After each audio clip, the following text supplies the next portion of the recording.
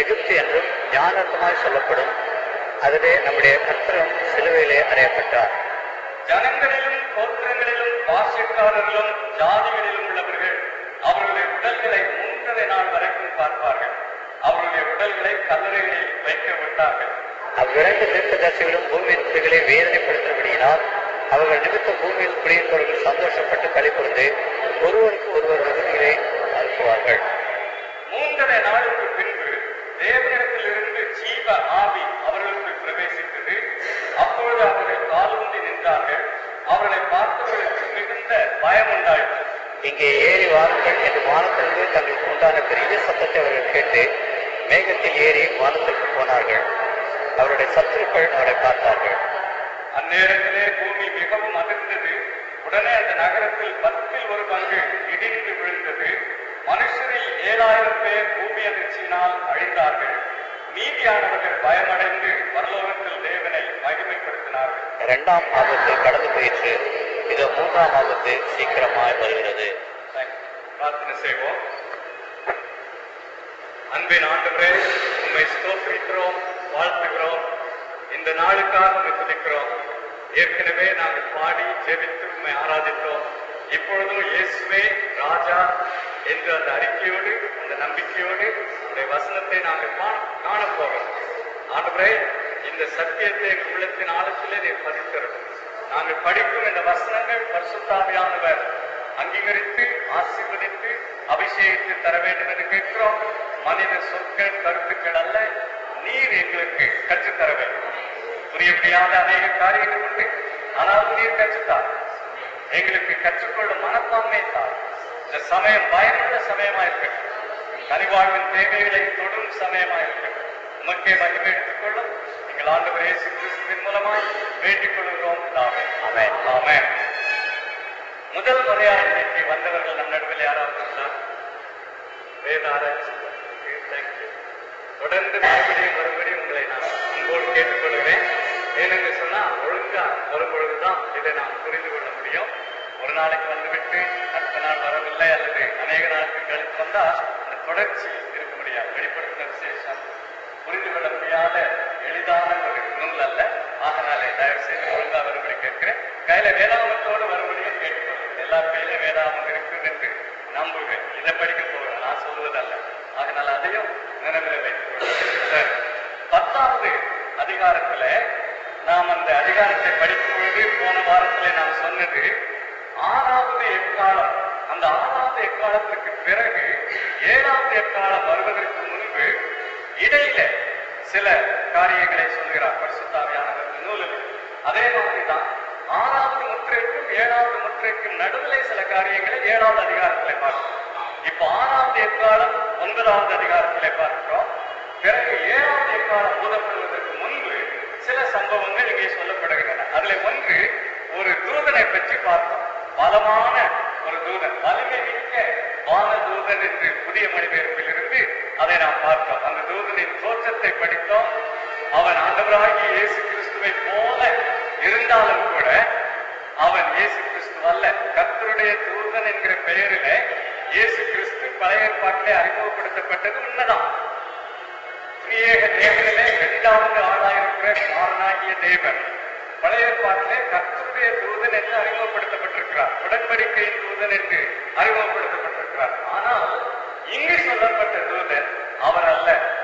இது உண்மையாகவே தேவதூதன் தான். தேவதூதனுக்குள்ளேயே பலத்திலும் அதிகாரத்திலும் வேறுபாடுகள் இருந்தன. மேன்மையான நிலையில் இருந்தவர்கள் உண்டு.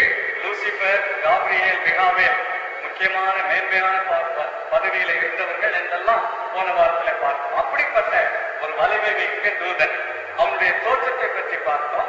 பிறகு அவனுடைய அறிவிப்பை பற்றி பார்த்தோம். அவனுடைய அறிவிப்பை பற்றி பார்க்கும் பொழுது அவனுடைய கையிலே சுருளேடு இருந்தது. எந்த சுருளேடு, எந்த புத்தகம்? நம்முடைய மொழிபெயர்ப்பிலே புத்தகம் என்று இருக்கிறது, சிறு புஸ்தகம் என்று இருக்கிறது. இது வேறு புத்தகம் அல்ல.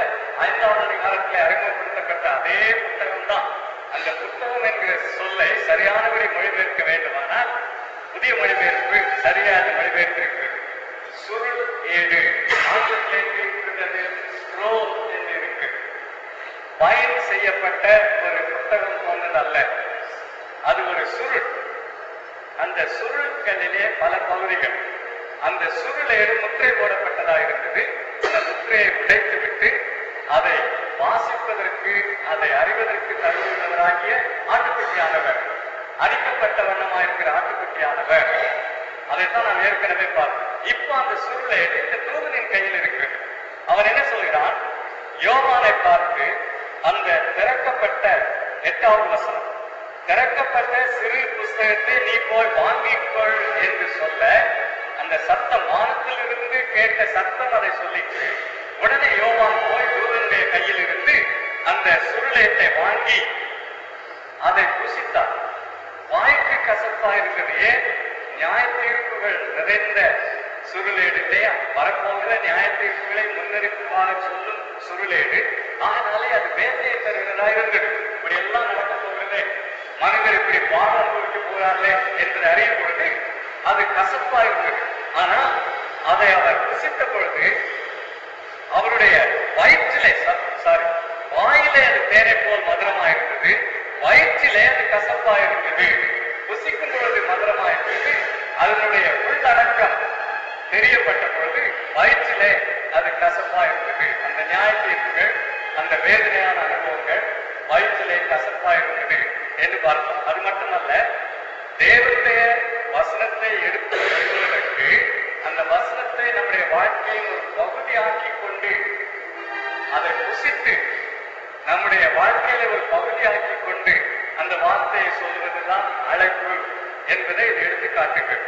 எசேக்கியேலுடைய தீர்க்க தரிசன ஊழியத்தில் அதை பார்த்தோம். எசேக்கியேலை அந்த சுருளை நீ புசித்து பிறகு நீ போய் தீர்க்க தரிசனம் சொல் என்று தேவன் அழைத்ததை எசேக்கியேலின் நூலிலே பார்த்தோம்.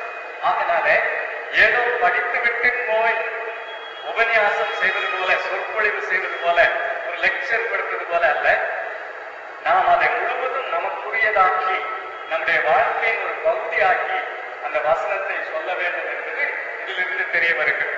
இன்னொன்று பாருங்க, 11வது வசனம். அப்பொழுது அவன் என்னை நோக்கி, நீ மறுபடியும் அநேக ஜனங்களையும் ஜாதிகளையும் பாஷைக்காரரையும் ராஜாக்களையும் குறித்து தீர்க்க தரிசனம் சொல்ல வேண்டும் என்றான். இந்த சுருளேட்டில் இருக்கும் விவரங்கள் எல்லா மக்களையும் பாதித்த விவரங்கள்.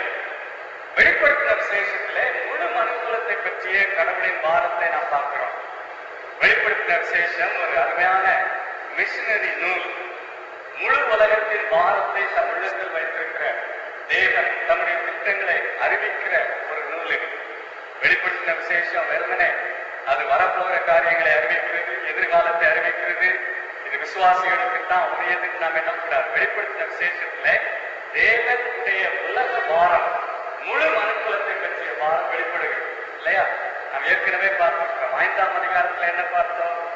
அவருடைய ரத்தத்தினாலே, ஆட்டுக்குட்டியானவரின் ரத்தத்தினாலே சகல ஜாதிகள், கோத்திரங்கள், மொழி பேசும் மக்கள் இவர்கள் நடுவில் இருந்து தமக்கென்று ஒரு மக்கள் கூட்டத்தை அவர் பிரித்தெடுத்ததை பற்றி அங்கே சொல்லியிருக்கு. 7ஆம் அதிகாரத்தில் என்ன பார்க்கிறோம்? கையிலே குறுக்கோலைகளை ஏற்றி வெண்ணிற ஆடை தரித்து அங்கு பாடிக்கொண்டிருந்த மக்கள், எல்லா கோத்திரத்தார், எல்லா ஜாதியார், எல்லா மொழி பேசும் மக்கள் நடுவில் இருந்து வந்தவர்களுக்கு 7ஆம் அதிகாரத்தில் பார்க்கிறோம். ஏன் இதை சொல்ல வேண்டும்? ஏன் சொல்ல வேண்டும் என்று சொன்னால், தேவனுக்கு முழு உலகத்தை பற்றிய பாரம், எல்லா மக்கள், எல்லா கோத்திரத்தார், எல்லா இனத்தார், எல்லா மொழி பேசுகிறவர்களை பற்றிய பாரம் உண்டு. இங்கே பாருங்க, இந்த தீர்க்க தரிசனங்கள் எல்லாரையும் பற்றிய தீர்க்க தரிசனங்கள். யூதரை பற்றி மட்டுமல்ல, எல்லா மக்கள், அநேக ஜனங்கள், ஜாதியார், பாஷைக்காரர், ராஜாக்கள், அவர்களை குறித்து நீ தீர்க்க தரிசனம் சொல்ல வேண்டும் என்று சொல்லி யோவானுக்கு சொல்லி அனுப்புகிறார். அதனால அருமையான தெய்வ மக்களே, நம்முடைய விசுவாச வாழ்க்கை அல்லது நம்முடைய சபை வாழ்க்கை குறுகினதா இருக்கக்கூடாது. மிஷனரி பாரம், மிஷனரி தரிசனம், உலகத்தில் உள்ள மக்கள் கூட்டங்களை பற்றிய பாரம் இல்லை என்று சொன்னால் ஒரு பெருங்குறை. வெளிப்படுத்தின விசேஷத்துல எத்தனை முறை இது வருகிறது பாருங்க. பின்னாலே பார்த்து போறோம், மறுபடியும் இது வருகிறது, பின்னாலே பார்க்கிறோம். எல்லா மக்கள் கூட்டங்களை பற்றிய பாரம், எல்லா மக்கள் கூட்டங்களை பற்றிய திட்டம் அவரிடத்திலே உண்டு. அப்படியானா தனி விசுவாசியாகிய நான் மற்ற மொழி பேசுகிற மக்கள், மற்ற கோத்திரத்தார், மற்ற இனத்தார், அவர்களுக்கு சுவிசேஷம் கிடைக்க வேண்டும் என்று என்ன செய்வேன்?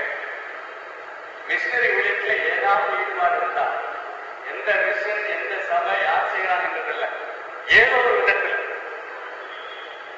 ரூட் ஃபார் வர்ஷிப் என்று சொல்லி ஒரு இயக்கம், மாஸ்டர் ரோலன் என்கிற அருமையான சகோதரர், அவர் 40 நாள் கூட்டம் நடத்தி கொண்டிருக்கிறார் மெமோரியல் ஹால். ஒவ்வொரு நாளும் ஒரு பிரசங்கியாரை வைத்து நடத்துகிறார். போன வியாழக்கிழமை நான் போயிருந்தேன்.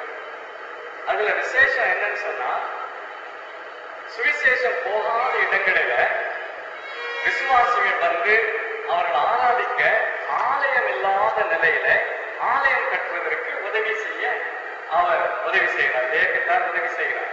வெளிநாட்டு உதவி அல்ல, விசுவாசிகளை ஏவி எழுப்பி அவர் கொடுக்கிற காணிக்கைகளை வாங்கி தங்களுக்கு எடுத்துக்கொள்ளாதபடி இந்த மாதிரி ஆலயம் கட்டுவதற்காக அந்த தொகையை அனுப்பி உதவி செய்கிறார். அருமையான ஒரு பாரம், அருமையான ஒரு தரிசனம். அருமையானவர்களே, இந்த பாரம் உள்ளத்தில் இருக்க வேண்டும். ஏசாமி வரப்போறார், எப்போ வருவார்? 666 யாரு? இது போல இது அல்ல வெளிப்படுத்தின விசேஷத்தின் செய்தி.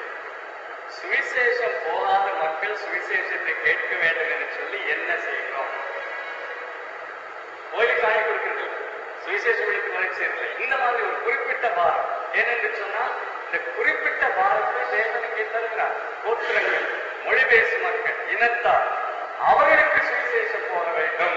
அதை பற்றி நம்முடைய சபைகளும் ஈடுபட வேண்டும். நம்முடைய சபை ஈடுபட வேண்டும். தனி விசுவாசியாகி நாம் ஈடுபட வேண்டும். இது தேவனுடைய பாரம். இறுதி நூலில் அதை சொல்லுகிறார். ஆரம்ப நூலில் அதை சொன்னார் ஆதியாகமத்தில், இறுதி நூலில் அதை சொல்லுகிறார். ஆக இந்த பாரத்தை நாம் பார்க்கிறோம். யோவானை பார்த்து அவர்களை பற்றி நீ போய் தீர்க்கதரிசனம் சொல்ல வேண்டும் என்று சொன்னார். யூதரை பற்றி மட்டும் சொல்ல வேண்டும் என்பதல்ல, எல்லா மக்களை குறித்த தேவனுடைய திட்டம். பிறகு 11வது அதிகாரத்துக்கு வரும். 11வது அதிகாரத்திலே 2 பகுதி. முதல் 14 வசனம் நாம் வாசித்தோமே, இந்த 14 வசனங்களிலே 2 சாட்சிகள். 15 முதல் 19 வரைக்கும் மூப்பர்கள், 24 மூப்பர்கள். ஆக 2 விதமாக அதை பிரிக்கலாம். 2 சாட்சிகள், 24 மூப்பர்கள். 1 முதல் 14 வரை 2 சாட்சிகள். இந்த 2 சாட்சிகளை பற்றி எடுத்து பார்ப்போம். முகவரையாக என்ன சொல்லப்படுகிறது? முதல் 2 வசனங்களிலே, கைகோலுக்கு ஒப்பான ஒரு அளவுகோல் என்னிடத்தில் கொடுக்கப்பட்டது. இந்த அளவுகோல் அளப்பது என்பது இங்கே மட்டும் காணப்படவில்லை. எங்கெங்கெல்லாம் தரிசனங்கள் கொடுக்கப்பட்டனவோ அவற்றில இதை ஒரு பகுதியாக பார்க்கிறோம். எசேக்கியேலிலே பார்க்கிறோம், சகரியாவிலே பார்க்கிறோம். இங்க என்ன அளவுகோல் கொடுக்கப்பட்டது? யாருக்கு? யோவானுக்கு. இன்னொன்று கவனித்தீர்களா? இந்த 10வது அதிகாரம் வரைக்கும் யோவான் சும்மா தரிசனங்கள் பார்த்து, சொல்லப்படுகிறதை கேட்டு, காட்டப்படுகிறதை கண்டு அப்படிதான் இருந்தார். இப்போ 10வது அதிகாரத்தின் இறுதியிலிருந்து அவருக்கு ஒரு ஈடுபாடு, இன்வால்வ்மெண்ட், அவரும் ஈடுபட வேண்டும். 10வது அதிகாரத்தில் என்ன ஈடுபாடு? சுருளேட்டை வாங்கி அதை குசித்து அதை குணக்குரியதாக்கி கொண்டு மற்ற மக்களை பற்றிய தீர்க்க தரிசனத்தை போய் அறிவி என்று சொன்னார். இங்க என்ன ஈடுபாடு? அளவுகோலை எடுத்து நீ அளக்க வேண்டும். எதை அளக்க வேண்டும்? நீ எடுத்து தேவனுடைய ஆலயத்தையும் பலிபீடத்தையும் அதில் பொழுது கொள்கிறவர்களையும் அளந்து பார். ஆலயத்துக்கு புறம்பே இருக்கிற பிரகாரம் பிரஜாதியாருக்கு கொடுக்கப்பட்டபடியால் அதை அளவாமல் புறம்பாக்கி போடு. பரிசுத்த நகரத்தை அவர்கள் 42 மாதம் அளவும் மிதிப்பார்கள். இதுவும் அவருக்கு கொடுக்கப்பட்ட ஒரு தீர்க்க தரிசனம் தான், தரிசனமாக அவருக்கு சொல்லப்பட்டது. சில வியாக்கியானிகள் என்ன சொல்வார்கள்? இந்த தேவ ஆலயம் தொழுது கொள்கிறவர்கள் என்று இருக்கிறது இல்லையா, ஆகனால இது சபையை குறிக்கிறது, சபை பாதுகாக்கப்பட்டதை பற்றி சொல்கிறது என்று சொல்வார்கள். ஆனால் இன்னும் சிலர் என்ன சொல்வார்கள்? இல்லை, இது உண்மையாகவே எருசலேமிலே புதியதாக தேவாலயம் கட்டப்பட போவதை பற்றி சொல்லுகிறது என்று சொல்வார்கள். நான் அதை ஒப்புக்கொள்கிறேன். 2வது வியாக்கியானம். ஏனென்று சொன்னால், குறிப்பாக தேவனுடைய ஆலயம் பலிபீடம் என்று சொல்லப்படுகிறது. புறஜாதியாருக்கான ஒரு பிரகாரம் உண்டு. புறஜாதியார் மட்டும் தொழும்படியான பிரகாரம். இது சாலமோன் தேவாலயத்தில் இருந்தது. பிறகு ஏரோது கட்டின தேவாலயத்தில் இருந்தது. செருபாபேல் காலத்தில் கட்டப்பட்ட தேவாலயத்தில் இருந்தது. ஆண்டவராகிய இயேசுவின் காலத்தில் கூட புரஜாதியாரின் பிரகாரம் இருந்தது. அந்த பிரகாரத்தில் தான் அவர்கள் வியாபாரத்தை நடத்தினார்கள். புரஜாதியார் வந்து அங்கே யெகோவாவை தொழுது கொள்ளாதபடி தடையாக வியாபாரத்தை நடத்தினார். அதனால்தான் இயேசு சினம் கொண்டு அவர் அங்கே வியாபாரம் செய்தவர்களை விரட்டி விட்டார் என்று பார்க்கிறோம். ஏன்? புரஜாதியார் தேவனை தொழுது கொள்ளாதபடி தடையாயிருந்தார்கள் என்பது.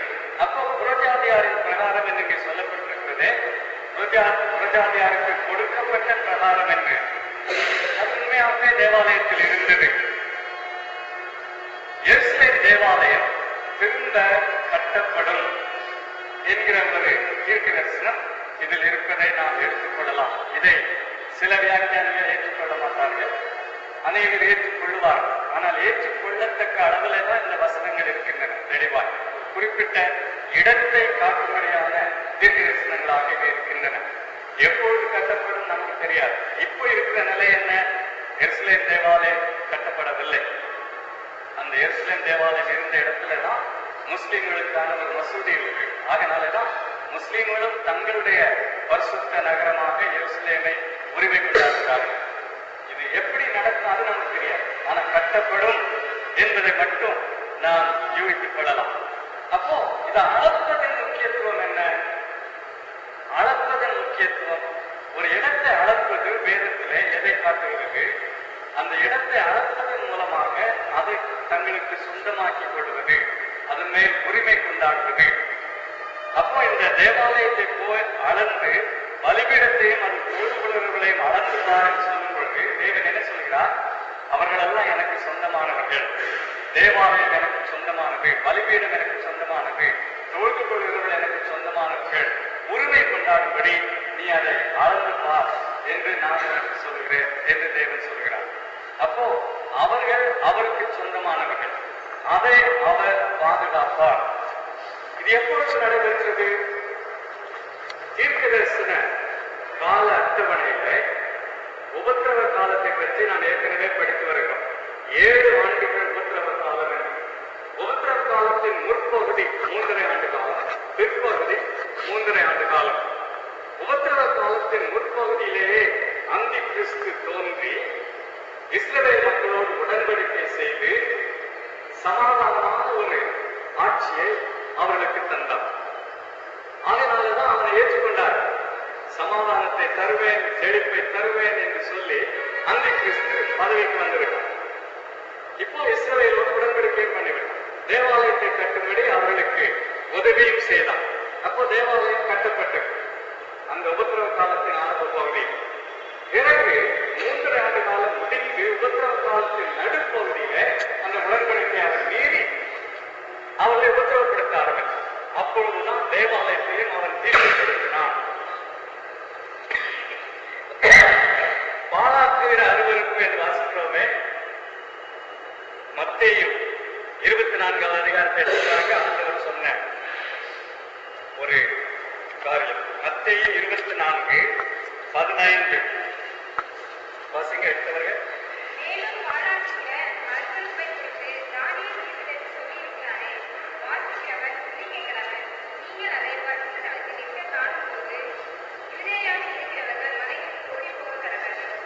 பாழாக்குகிற அருவருப்பை குறித்து தானியேல் தீர்க்கதரிசி சொல்லியிருக்கிறானே என்று நாம் பார்க்கிறோம்.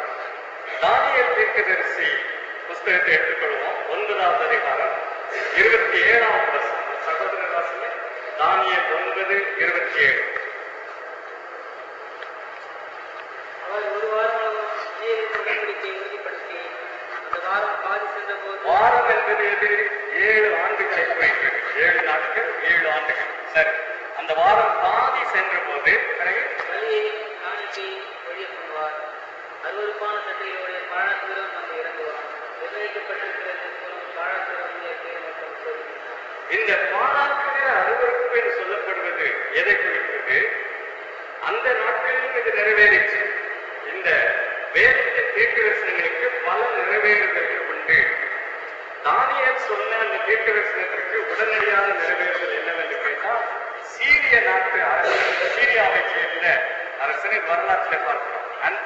ஆன்டியோகஸ் எபிஃபானஸ் என்கிற பெயர் உள்ளவர் தேவாலயத்திற்குள்ளே போய் ஒரு பந்தியை பலி செலுத்தி விட்டான். தீட்டுப்படுத்தி விட்டான் தேவாலயம்.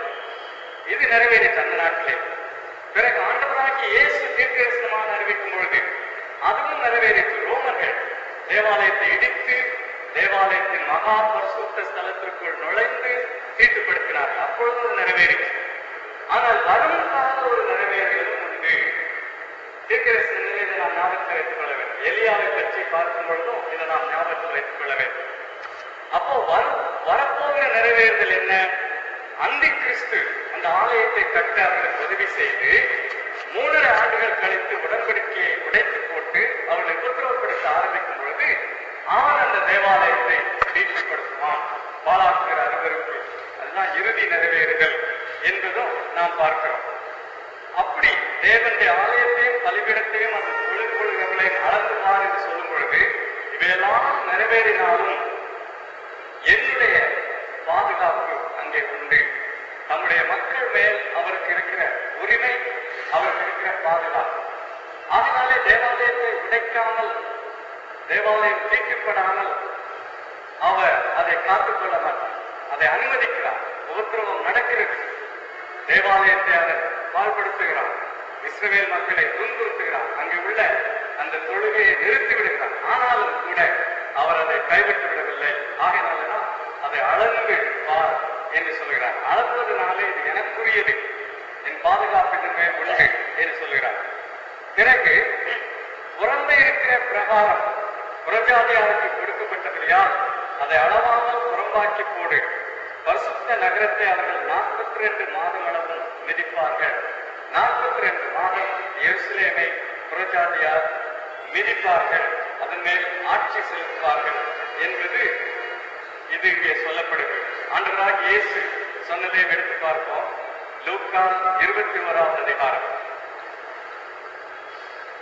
லூக்கா 21 அவருடைய 2ஆம் வருகையை பற்றி அவர் தீர்க்கதரிசனங்கள் சொல்லும் பொழுது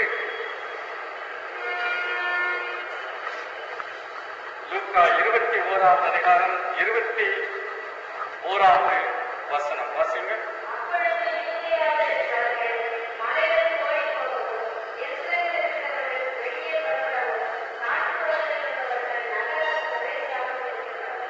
சரி, அது ஏற்கனவே பார்த்துவிட்டோம். 24வது வசனம்.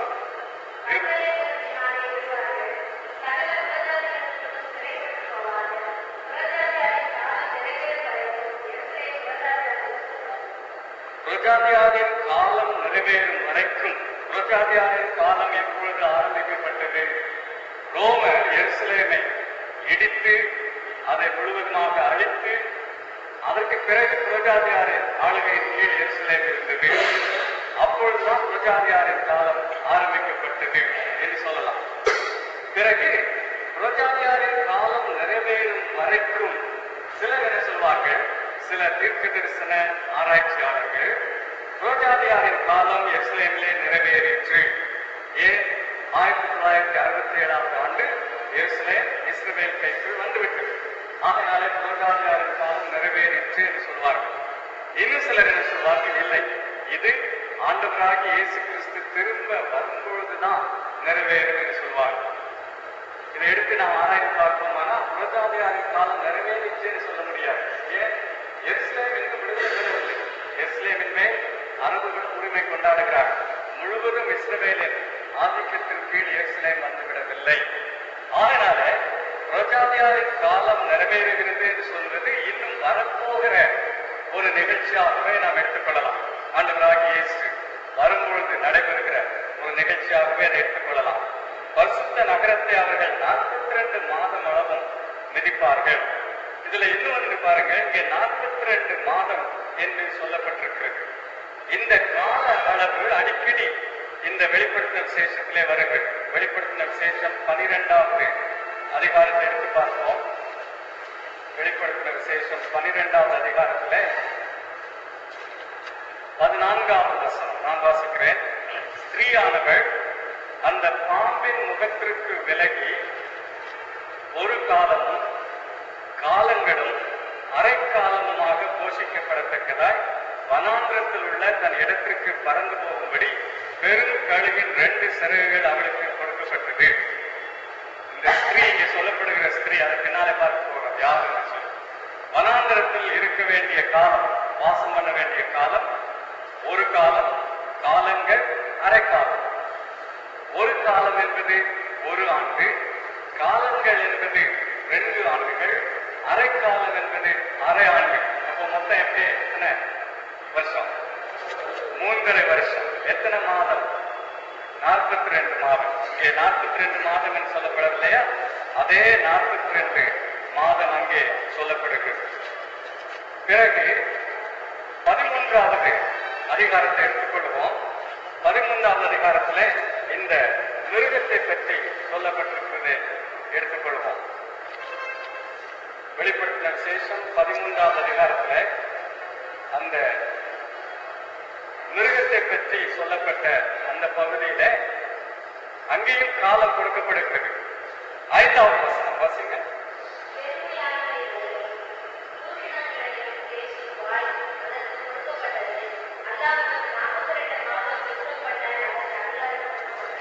அப்போ அந்த மிருகத்துக்கு கொடுக்கப்பட்ட காலமும் 42 மாதம். சில இடங்களில 1260 நாட்கள் என்றும் இது சொல்லப்படுகிறது. 42 மாதம் அல்லது காலம், காலங்கள், அரை காலம், அதாவது 3.5 ஆண்டு அல்லது 1260 நாட்கள். 42 மாதம் எப்படி 1260 நாட்கள் ஆகும் என்று கேட்டால், தீர்க்க தரிசன கால அட்டவணையிலே ஒரு வருஷத்துக்கு 360 நாட்கள் என்று கணக்கிடுகிறார்கள். அப்போ 3.5 வருஷம் என்றால் அது 1260 நாட்கள். அப்ப இதெல்லாம் ஒரு குறிப்பிட்ட கால அளவை நமக்கு எடுத்து காட்டுகிறது. இதுல ஒரு கேள்வி, உண்மையாகவே அப்ப 3.5 வருஷமா என்று ஒரு கேள்வி. வெளிப்படுத்த விசேஷத்திலே நமக்கு புரியாத காரியங்கள் உண்டு என்று ஆரம்பத்திலேயே சொன்னோம் இல்லையா? அப்போ ஒருவேளை இது ஒரு குறிப்பிட்ட கால அளவு, கட்டுப்படுத்தப்பட்ட கால அளவு, அதாவது அந்த ஸ்திரீ, அந்த பெண் வனாந்திரத்தில் வாசம் பண்ண வேண்டிய காலம் எல்லையற்ற ஒரு காலம் அல்ல, அது கட்டுக்குள் உள்ள ஒரு காலம். அதே மாதிரி எருசலேம் மிதிக்கப்படுவது ஒரு கட்டுக்குள் உள்ள ஒரு காலம். இந்த மிருகம் தன்னுடைய அதிகாரத்தை பயன்படுத்துவது கட்டுக்குள் உள்ள ஒரு காலம் என்று கட்டுக்குள் உள்ள ஒரு காலம் என்பதை குறிக்க இந்த 1260 நாட்கள் அல்லது 42 மாதங்கள் அல்லது 3.5 ஆண்டு காலம் என்பது சொல்லப்படுகிறது என்று எடுத்துக்கொள்ளலாம். இல்ல அது உண்மையாகவே அவ்வளவுதான் காலம் என்று எடுத்துக்கொள்ளலாம். நமக்கு இன்னும் தெளிவாக இல்லை. ஆண்டவருடைய வருகை நடைபெற்று எல்லாம் தெளிவாகும் பொழுது இந்த மாதிரி அநேக காரியங்கள் நமக்கு தெளிவாகலாம். இப்பொழுது இருக்கிற நிலையில இது வெறும் கட்டுக்குள்ளான ஒரு காலம் என்பதை எடுத்து காட்டலாம். அது உண்மையாகவே இது ஒரு குறிப்பிட்ட கால அளவு என்பதையும் எடுத்து காட்டலாம். ஆனா ஒன்று தெளிவாகிறது, புறஜாதியார் எருசலேமை அவர்கள் விதிப்பது, அவர்கள் ஆட்கொள்வது தேவனுடைய கட்டுக்குள் இருக்கிறது. இஷ்டப்பட்டபடி அவர்கள் செய்ய முடியாது. அதை அவர் அனுமதித்தால், அதை அவர்கள் செய்ய விட்டிருந்தாலும் அதை அவர் கட்டுப்படுத்துகிறார். அந்த 42 மாதம் முடிந்த உடனே அவர்களுடைய அதிகாரம் நீக்கப்படும். வரலாற்றிலே தேவன் ஆளுகிறார், எல்லாவற்றையும் தம் கட்டுக்குள் வைத்திருக்கிறார் என்பதை தெளிவாக. உண்மையாகவே 42 மாசம் தானா இருக்கலாம், ஆனா அதுவல்ல முக்கியம், அவருடைய கட்டுக்குள் அது இருக்கிறது. அந்த குறிப்பிட்ட காலம் வரைக்கும் தான் அவர்களை அனுமதிப்பார். இப்படிப்பட்ட சூழ்நிலையில இதெல்லாம் நடைபெறும் பொழுது என்னுடைய 2 சாட்சிகள் என்று கூறுகிறார். 2 வஸ்திரம் உடுத்திக் கொண்டிருக்கிறவர்களாய் 1160 நாள், நாள் குறிப்பிடப்படுகிறது. 1260 நாள் அவர்கள் தீர்க்கதரிசனம் சொல்வார்கள். எருசலேம் புறஜாதியாரால் விதிக்கப்படும் அந்த கால அளவில் இவர்களுக்கு தீர்க்கதரிசன ஊழியம், அதுவும் ஆண்டவருடைய கருத்தின் கீழ் இருக்கு, அவருடைய அதிகாரத்தின் கீழ் இருக்கு. யார் இந்த 2 சாட்சி? இதை பற்றி பல வியாக்கியானங்களை நீங்கள் கேள்விப்பட்டிருப்பீர்கள். எலியா, மோசே என்று சொல்லுகிறது உண்டு. எலியா, மோசே, ஏன் எலியாவையும் மோசையும் மட்டும் எடுத்துக்கொள்கிறார்கள்? மறுரூபமடைவதை தோன்றினவர்கள். பிறகு மோசே எங்கே அடக்கம் பண்ணப்பட்டார் என்று தெரியாது, அவருடைய சாவை பற்றி மர்மமாகவே இருக்கிறது. இது எலியாவும் மோசேயுமா இருக்கலாம். இன்னொரு காரணம், 2 பேரும் தீர்க்கதரிசி. ரெண்டு பேரும் அற்புதங்கள் செய்தவர்கள். எப்படிப்பட்ட அற்புதங்கள்? தேவனை மகிமைப்படுத்தும் அற்புதங்கள், நியாய தீர்ப்பின் அற்புதங்களும் ரெண்டு பேரும் செய்தார்கள். நியாய தீர்ப்பாக அற்புதங்கள் செய்தவர்களும் உண்டு. அப்போ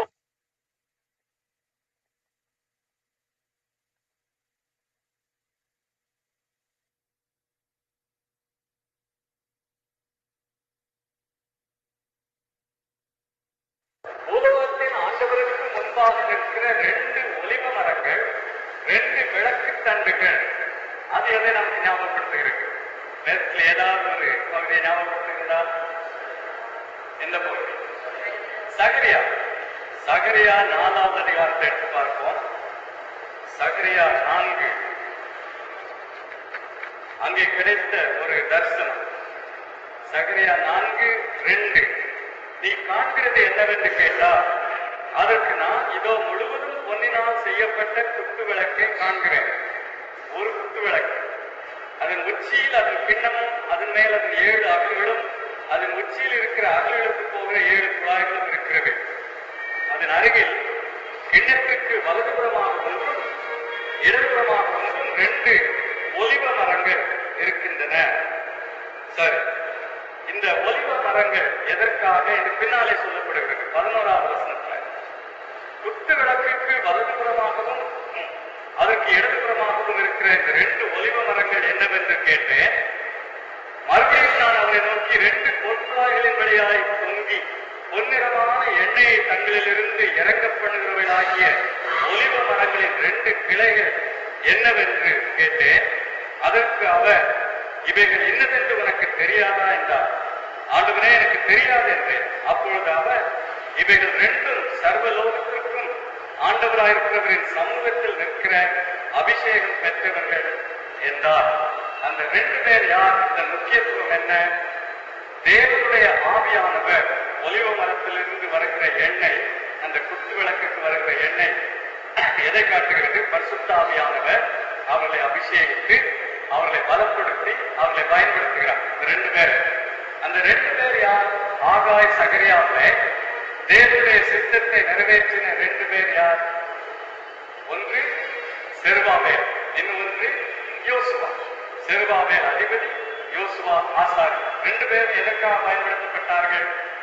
இஸ்ரவேல் மக்கள் சிறையிருப்பில் இருந்து திரும்ப வந்து ஒரு ராஜ்யமாக தேவனுடைய மக்களாக கட்டப்படுவதற்கு இந்த 2 பேரும் பயன்படுத்தப்பட்டார்கள். அது மட்டுமல்ல, தேவாலயத்தை கட்டுவதற்கும் இந்த 2 பேரும் பயன்படுத்தப்பட்டார்கள்.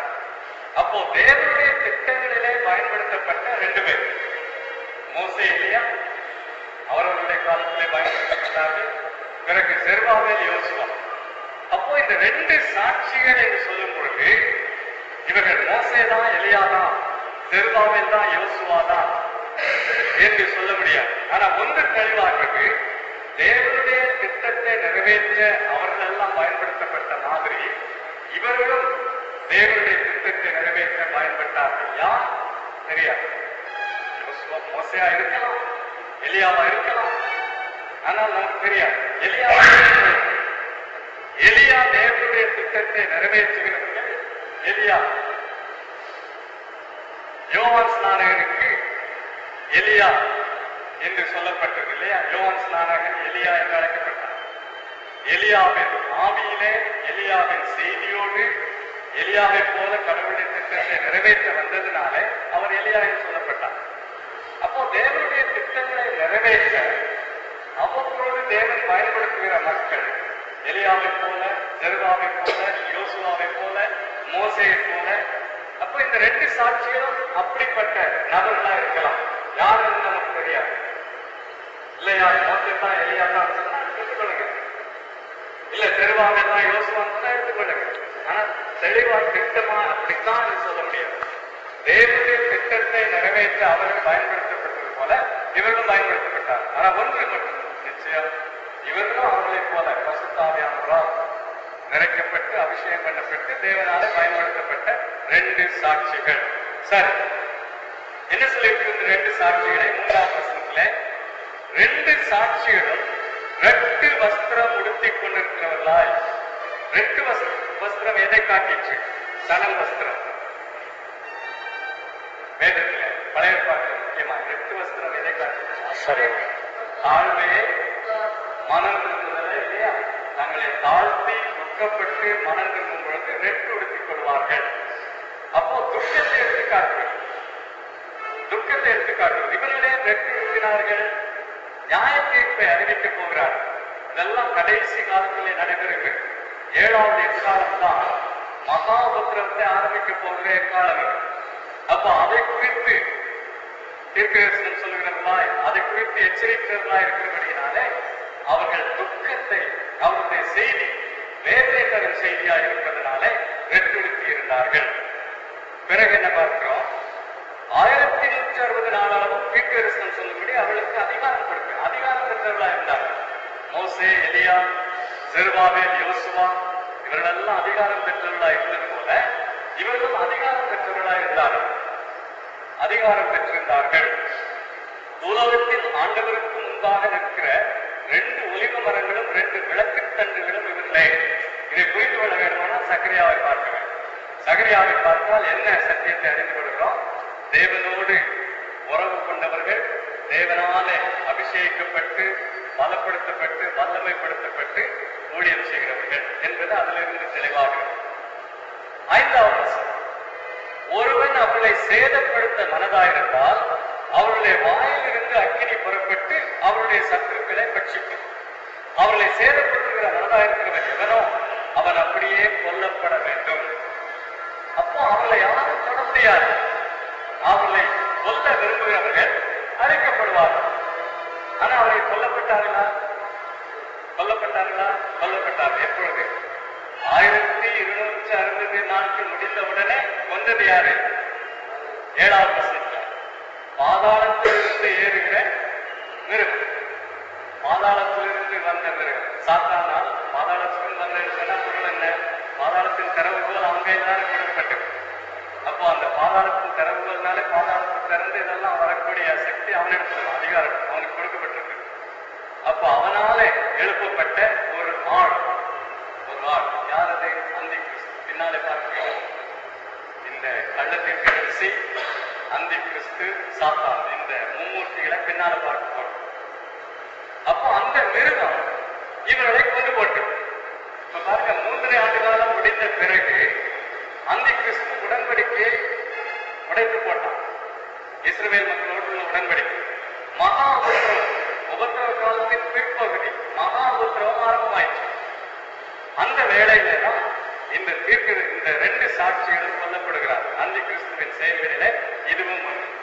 அது வரைக்கும் முதல் 3 ஆண்டு காலம் சாட்சிகளாக இருந்தவர்கள் இப்பொழுது மகா உபத்திரவம் பின்னாலே 3 ஆண்டு காலம் ஆரம்பிக்கும் பொழுது கொல்லப்படுகிறார்கள். இதுல இன்னொன்று, ஒரு பக்தர் என்ன கூறுகிறார்? ஒருவேளை இந்த 2 சாட்சிகளுடைய ஊழியத்தினால்தான் அந்த திரளான மக்கள் உபத்திரவத்தில் இருந்து வந்தவர்கள் என்று பார்க்கிறோமே, குருத்தோலைகளை பிடித்துக் கொண்டு சிங்காசனத்துக்கு முன்பாக நின்று தேவனை துதித்தவர்கள், அவர்கள் எல்லாம் ஒருவேளை இவருடைய ஊழியத்தினாலே ரட்சிக்கப்பட்டவர்களாக இருக்கலாம். உபத்திரவ காலத்திலும் ரட்சிக்கப்பட்ட விசுவாசிகள் உண்டு என்பதை நாம் பார்க்கிறோம். ஏற்கனவே பார்க்கிறோம், 7ஆம் அதிகாரத்திலே சொல்லப்படுகிறவர்கள் அவர்கள் தான் என்று பார்க்கிறோம். அப்போ ஒருவேளை இந்த 2 சாட்சிகளுடைய ஊழியத்தினால இருக்கலாம். ஆனா அவர்கள் அந்த முதல் 3 ஆண்டு காலத்திலே ஊழியம் செய்தார்கள். அப்போ தேவன் எவ்வளவு காலம் நம்ம உயிரோட வைத்து ஊழியம் செய்ய வேண்டும் என்று வைத்திருக்கிறாரோ அப்ப யாரும் நம்ம தொட முடியாது இல்லையா?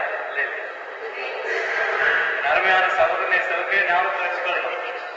கடவுளுடைய ஊழியத்தை திட்டத்தை நிறைவேற்ற அவர் உன்னை வைத்திருக்கிற அளவுக்கும் சாவு உன்னை தொட முடியாது. நீ சாவாமையை தரித்தவனாயிருக்கிறாய். ஆனா அவருடைய திட்டம், அவருடைய சித்தம் நிறைவேறிற்று என்று சாவை அவர் அனுமதிக்கும் பொழுது சாகத்தான் போகும் இல்லையா? அதனால நாம் என்ன செய்யணும்? தாழ்மையா இருக்கணும்.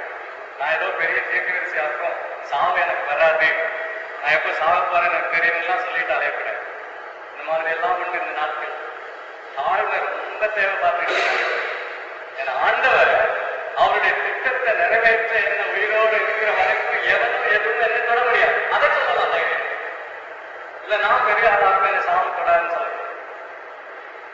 தேவன் அவருடைய திட்டத்தை நிறைவேற்ற என்னை வைத்திருக்கும் அளவுக்கும் எதுவும் என்னை தொட முடியாது. 2 சாட்சிகளும் யாரும் தொட முடியாது. எந்த எதிர்ப்பும் அவர்களை அழைக்க முடியாது. ஆண்டவர் அனுமதித்த சமயத்துல அவர்கள் கொல்லப்பட்டார்கள். அதைத்தான் இங்க பார்க்கிறோம். 6வது வசனம், அவர்கள் தீர்க்க தரிசனம் சொல்லி வருகிற நாட்களிலே மழை பெய்யாதபடிக்கு வானத்தை அடைக்க அவர்களுக்கு அதிகாரம் உண்டு. யார் செய்தது? எலியா.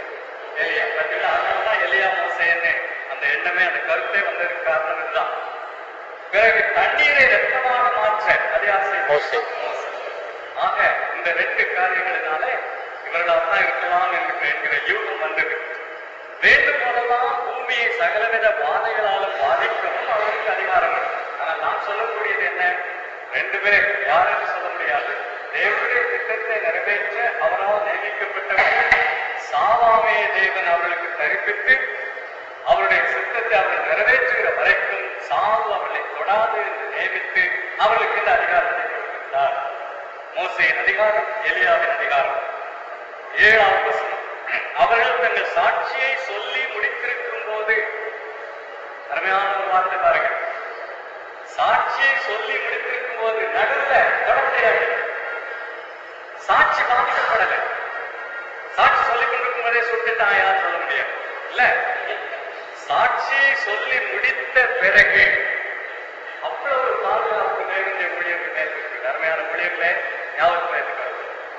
உங்களை பத்தி என்னெல்லாமோ பேசிட்டு இருப்பாங்க சபையில, உங்க சபாத்துல இருக்கலாம், அந்த வெளியா இருக்கலாம், தொட முடியாது. தொட முடியாது. அவருடைய பாதுகாப்பு. நாம் ஏதோ பெரிய ஆள் என்றால் அவருடைய திட்டத்தினாலே அந்த பாதுகாப்பு நமக்கு. அவருடைய திட்டத்தை நிறைவேற்றுவதற்கு அந்த பாதுகாப்பை தந்திருக்கிறார். அவருடைய வேலை வரும்பொழுது அவர் நம்மை சாக உங்களுக்கு பயம். நாம் மனிதர் தான், நாம் மனிதர் தான். மறந்துபோது கூட குட்டி தேவனாகிவிடும், அவதாரங்கள் ஆகிவிடும். இருந்தால் இன்னைக்கு அந்த ஒரு பெரிய சோதனை ஊழியருக்கு வரக்கூடும். தேவன் அற்புதங்கள் அடையாளங்கள் செய்ய பெருத்த ஊழியர்களை நடத்துறதுனால நான் ஏதோ அவதாரம் ஆயிட்டேன்னு நினைக்கிறேன். அவருடைய ஊழியத்தை நிறைவேற்றுகிற வரைக்கும் எனக்கு பாதுகாப்பு. நான் சாதாரண மனிதன், ஆசையிலே சுவாசம் உள்ள மனிதன். வேலை வரும்போது அவர் எடுத்துக்கணும். அதுதாங்க பார்க்கணும். அவர்கள் தங்கள் சாட்சியை சொல்லி முடித்திருக்கும் போது பாதாளத்தில் இருந்து ஏறுகிற மிருகம் அவர்களோடு யுத்தம் பண்ணி அவர்களை ஜெயித்து அவர்களை கொண்டு போடணும். ஊழியர்களாச்சு, அவ்வளவு பெரிய சாட்சிகளாச்சு, அவ்வளவு அதிகாரம் உள்ளவர்களாச்சு, அவர்களை ஜெயிக்க, அவர்களை கொண்டு போட முடியுமா என்று கேட்டால் தேவன் அனுமதிக்கும் பொழுது முடியும். கொண்டு போடக்கூடும், நம்ம அழைக்கக்கூடும். ஆனா இறுதி வெற்றி அவருக்கு தான். பின்னாலே பாருங்க 8வது, அவர்களுடைய உடல்கள் மகாநகரத்தின் விசாலமான வீதியில் கிடக்கும். மகாநகரம் என்றால் எது? எருசலேம். அதனால இது திட்டமான வரலாற்றிலே நடைபெறுகிற ஒரு சம்பவம் என்றே கூறலாம். ஏனென்றால் சில வியாக்கியானிகள் எப்படி இதை வியாக்கியானப்படுத்துவார்கள்? இது சபையை குறிக்கிறது. சபைக்குள்ளேயே அவருக்கு உண்மையான சாட்சியாய், இரத்த சாட்சியாய் மறிக்கக்கூடிய விசுவாசிகளை குறிக்கிறது. இந்த 2 சாட்சிகளை சொல்வார்கள். ஆனா இதெல்லாம் எடுத்து பார்க்கும் பொழுது 2 பேரும் தனி நபர்கள். நடைபெற்றது ஒரு குறிப்பிட்ட இடம் எருசலேம். வரலாற்றிலே ஒரு சம்பவம் என்றெல்லாம் தெளிவார்கள். எருசலேம்ல அவர்களுடைய உடல்கள் கிடந்தன. அந்த நகரம் சோதோம் என்றும் எகிப்து என்றும் ஞானார்த்தமாய் சொல்லப்படும். எருசலேம் தேவனுடைய நகரம் தான். ஆனா பாவத்தினாலே அது எகிப்தை போல் ஆயிற்று, சோதோமை போல் ஆயிற்று. அதுல நம்முடைய கர்த்தரும் சிலுவையில் அறையப்பட்டார் சொல்கிறாரே, அப்ப தெளிவாக அது எருசலேமை தான் குறிக்கும். இது ஒன்றை மட்டும் கூறி முடித்துக் கொள்கிறேன். 9வது வசனம், ஜனங்களில் பாருங்க, மறுபடியும் ஜனங்கள், கோத்திரங்கள், பாஷைக்காரர், ஜாதிகளிலும் உள்ளவர்கள் தேவன் மனுக்குலத்தை முழுவதுமாய் தன்னுடைய திட்டங்களிலே சேர்த்துக் கொள்கிறார். அவருடைய உடல்களை 3.5 நாள் வரைக்கும் பார்ப்பார்கள். 3.5 நாள் புதைக்கப்படாதபடி உடல்கள் எருசலேமில் கிடக்குது. அப்போ உலகம் பூரா உள்ள மக்கள் அதை பார்க்கணும்னு சொன்னா இது சாத்தியமா? 60 ஆண்டுகளுக்கு முன் இந்த வசனத்தை படித்தவர்கள் இது எப்படி ஐயா சாத்தியம், இது இல்லை வேற ஏதாவது விளக்கம் இருக்கணும்னு நினைப்பாங்க. இன்னைக்கு இது எப்படி சாத்தியம்? சன் டிவி ஏதோ ஒரு ஸ்டார், ஏதோ பார்க்க முடியும், உலகம் முழுவதும் பார்க்க முடியும். சரி, அவருடைய உடல்களை 3.5 நாள் வரைக்கும் பார்ப்பார்கள். அவருடைய உடல்களை கல்லறைகளில் வைக்க விட்டார்கள். பாருங்க, சில சமயத்துல நாம் செத்த பிறகு நம்முடைய உடலை கூட வதைப்பார்கள், அவமானப்படுத்துவார்கள். ஆனா சேர்த்து போட்டுமே, அதுக்கு என்ன இல்லையா? இரத்த சாட்சிகள் செத்த பொழுது அப்படிதான் செய்தார்கள். அப்போ அவர் புதைக்க விடாமல் உபத்திரப்படுத்தினார். ஆனா பின்னால என்ன பார்க்கிறோம்? அவர் உயிர்த்தெழுந்தார்கள், மரத்துக்கு ஏறி போனார்கள். அதனால் அருமையானவர்களே, சாவு இறுதி சம்பவம் அல்ல, சாவுக்கல்ல இறுதி வெற்றி. அவருடைய ஊழியம் நிறைவேறும் வரைக்கும் நம்மை காத்துக் கொள்வார். அதற்கு பிறகு நாம் கொல்லப்பட்டாலும் கூட நாம் எடுத்துக்கொள்ளப்படுவோம். இந்த நம்பிக்கை ஊழியர்களுக்கும் விசுவாசிகளுக்கும் உண்டு. இயேசு கிறிஸ்து வெற்றி சிறந்தவர் என்று தெளிவாக பிரார்த்தனை செய்வோம். அன்பின் ஆண்டவரே, ஸ்தோத்திரிக்கிறோம், ஸ்தோத்திரிக்கிறோம், வாழ்த்துகிறோம். இந்த அருமையான சத்தியங்களுக்காக ஸ்தோத்திரம். எங்களுக்கு புரிந்து கொள்ளாத அநேக காரியங்கள் உண்டு சுவாமி, ஆனாலும் புரிந்து கொள்ளக்கூடிய சத்தியங்களும் இருக்கின்றன. ஸ்தோத்திரிக்கிறோம். அதனால இன்றைக்கு இந்த பெரிய சத்தியத்திற்காக ஸ்தோத்திரம். உண்மையாக உமக்கு சாட்சிகளாக நாங்கள் இருக்கும் பொழுது எதுவும் யாரும் எங்களை தொட முடியாது. அந்த நம்பிக்கைக்காக ஸ்தோத்திரிக்கிறோம். ஆண்டவரே, எங்கள் காலங்கள் கையில் இருக்கு. நாங்கள் ஒன்றுமில்லை. எங்கள் நாசியில இருக்கும் சுவாசம் என்றைக்கும் நின்று போகும். ஆனா நீர் ஆளுகிறவராக இந்த நம்பிக்கையில, இந்த தைரியத்தில எங்க கையில நீ கொடுத்திருக்கிற பொறுப்புகளை, ஊழியங்களை நிறைவேற்ற சாட்சியா இருக்க உதவி செய்யும். பயத்தை முழுவதும் நீக்கும், கவலைகளை நீக்கும். இயேசு ஆளுகிறார். இறுதி வெற்றி அவருக்கு. தற்காலிகமாக ஆண்டவரே அந்தி கிறிஸ்துவோ சாத்தானோ தீய சக்திகளோ அவைகளெல்லாம் தாண்டவம் ஆடலாம். ஆனா தற்காலிகம் தான். இறுதி வெற்றி உமக்குரியது. கிறிஸ்துவ இந்த நிச்சயத்தோடு விசுவாசத்தோடு செல்ல எங்களுக்கு உதவி செய்யும். எங்கள் ஆண்டவர் இயேசு கிறிஸ்துவின் நாமத்திலே வேண்டிக் கொள்கிறோம். வெளிப்படுத்தின விசேஷம் 11ஆம் அதிகாரத்திலே நாம் விட்டு போன சில பகுதிகள் உண்டு. முதல் 14 வசனங்களிலே 2 சாட்சிகள் என்று பார்த்தோம். பிறகு 15வது வசனம் முதல் இருக்கிற பகுதியிலே மூப்பர்கள் என்று சொல்லி அந்த 15 முதல் இருக்கிற பகுதியிலே உள்ள மூப்பர்களை பற்றி நாம் பார்க்க வேண்டும். 15 முதல் 19 வரை மூப்பர்கள். ஆக அந்த 15 முதல் 19 வரை உள்ள பகுதியை நாம் இப்பொழுது மறுபடியும் அந்த பகுதியை வாசிப்போம். அப்பொழுது அந்த பகுதியில் என்ன இருக்கிறது நமக்கு தெரிய வரும். ஆகனால வெளிப்படுத்தின விசேஷம் 11, 15 முதல் 19 வரை அதையும் மாறி மாறி வாசிப்போமாக. 7ஆம் தூதன் எக்காலம் ஊதினான். 6 தூதர்கள் எக்காலம் ஊதிவிட்டார்கள். பார்த்தீர்களா? எல்லாம் 7 7ஆக வந்திருப்பதை நாம் ஏற்கனவே பார்த்திருக்கிறோம். 7 முத்திரைகள். அந்த 7ஆம் முத்திரைக்கு ஒரு இடைவேளை இருந்தது. அதற்கு பிறகு 7ஆம் முத்திரையை பற்றி பார்த்தோம். அவ்விதமாகவே 6 எக்காலங்கள் ஊதி முடித்த பிறகு ஒரு இடைவேளை, பிறகு இப்பொழுது 7வது எக்காலம், பின்னாலே 7 கலசங்கள் என்று பார்க்க போகிறோம். இப்பொழுது 7ஆம் தூதன் எக்காலம் ஊதினான். அப்பொழுது உலகத்தின் ராஜ்யங்கள் தம்முடைய கர்த்தருக்கும் அவருடைய கிறிஸ்துவுக்கும் உரிய ராஜ்யங்களாயின. அவர் சதா காலங்களிலும் ராஜ்யபாரம் பண்ணுவார் என்னும் கம்பீர சத்தங்கள் வானத்தில் உண்டாயின. சிங்காசனத்தை உட்கார்ந்திருந்த 24 மூப்பர்களும் முகங்குப்புற விழுந்து, இருக்கிறவரும் இருந்தவரும் வருகிறவருமாகிய சர்வ வல்லமையுள்ள கர்த்தராகிய தேவனே, உம்மை ஸ்தோத்திரிக்கிறோம். தேவரீர் மது மகா வல்லமையை கொண்டு ராஜ்யபாரம் பண்ணுகிறீர். ஜாதிகள் கோபித்தார்கள். அப்பொழுது உங்களுடைய கோபம் மூண்டது. மரித்தோர் நியாயத்திற்கிடத்திற்கும் தீர்க்கதரிசிகளுடைய ஊழியக்காரருக்கும் பரிசுத்தமானவர்களுக்கும் உங்களுடைய நாமத்தின் மேல் பயபக்தியா இருக்கிற சிறியோர் பெரியோருக்கும் பலன் அளிக்கிறதற்கும் பூமியை கட்டுவதை கடுக்கிறதற்கும் காலம் வந்தது என்று சொல்லி தேவனை தொழுது கொண்டார்கள். அப்பொழுது பரலோகத்தில் தேவனுடைய ஆலயம் திறக்கப்பட்டது. அவருடைய ஆலயத்திலே அவருடைய உடன்படிக்கையின் பெட்டி காணப்பட்டது. அப்பொழுது மின்னல்களும் சத்தங்களும் இடி முழக்கங்களும் பூமி அதிர்ச்சியும் பெரும் கல்மழையும் உண்டாயின. இந்த பகுதி எப்பொழுது இது இங்கே நமக்கு கொடுக்கப்படுகிறது என்றால், அந்த 2 சாட்சிகள், அவருடைய ஊழியம், அவருடைய சாவு, அவருடைய உயிர்த்தெழுதல், இதையெல்லாம் நிறைவேறிச்சு. போன வாரத்தில் அதை பார்த்தோம். அந்த 2 சாட்சிகளுடைய சாவும் அவர் உயிர்த்தெழுந்து பரமேறி போவதையும் பூமி முழுவதும், மண்ணுலகம் முழுவதும் கண்டது அது இந்த நாளிலே சாத்தியம். ஏனென்று சொன்னால் டிவியின் மூலமாய், தொலைக்காட்சியின் மூலமாய் அது சாத்தியம் என்றெல்லாம் பார்த்தோம். 11வது வசனத்தை எடுத்து பாருங்க. 3.5 நாளுக்கு பின்பு தேவனிடத்திலிருந்து ஜீவ ஆவி அவர்களுக்குள் பிரவேசித்தது. அப்பொழுது அவர்கள் காலூன்றி நின்றார்கள். அவர்களை பார்த்தவர்களுக்கு மிகுந்த பயம் உண்டாயிற்று. பிறகு 12வது வசனத்துல மேகத்தில் ஏறி வானத்திற்கு போனார்கள். அவருடைய சத்துருக்கு அவர்களை பார்த்தார்கள். தேவன் தம்முடைய ஊழியக்காரருடைய நீதியை நிலைநாட்டும் பொழுது அவர்கள் உண்மையானவர்கள், அவர்களை அவர் அங்கீகரிக்கிறார் என்பதை வெளிப்படுத்தும் பொழுது யார் எதிர்த்தார்களோ, யார் எதிரிகளாயிருந்தார்களோ அவர்களுக்கு எதிராகவே அதை செய்கிறார். இதை நாம் அடிக்கடி பார்க்கிறோம் இல்லையா? ஆக எதிர்த்தவர்களுக்கு எதிராக, சத்துருக்களுக்கு எதிராக அவர்கள் வானத்திற்கு ஏறி போகிறார்கள். அவருடைய சத்துருக்கள் அதை பார்த்தார்கள் என்று இங்கே எழுதியிருக்கிறது. அப்பொழுது உடனே ஒரு பெரிய பூமி அதிர்ச்சி, நிலநடுக்கம். எருசலேம் நகரத்திலே 10ல் 1 பங்கு இடிந்து விழுந்தது. மனுஷரிலே 7000 பேர் செத்தார்கள். மீதியானவர்கள் பயமடைந்து பரலோகத்தின் தேவனை மகிமைப்படுத்தினார்கள் என்று பார்க்கிறோம். இது அந்த 2 சாட்சிகளுடைய ஊழியம், சாவு, உயிர்த்தெழுதல், அதன் விளைவுகள். அது முடிந்தது.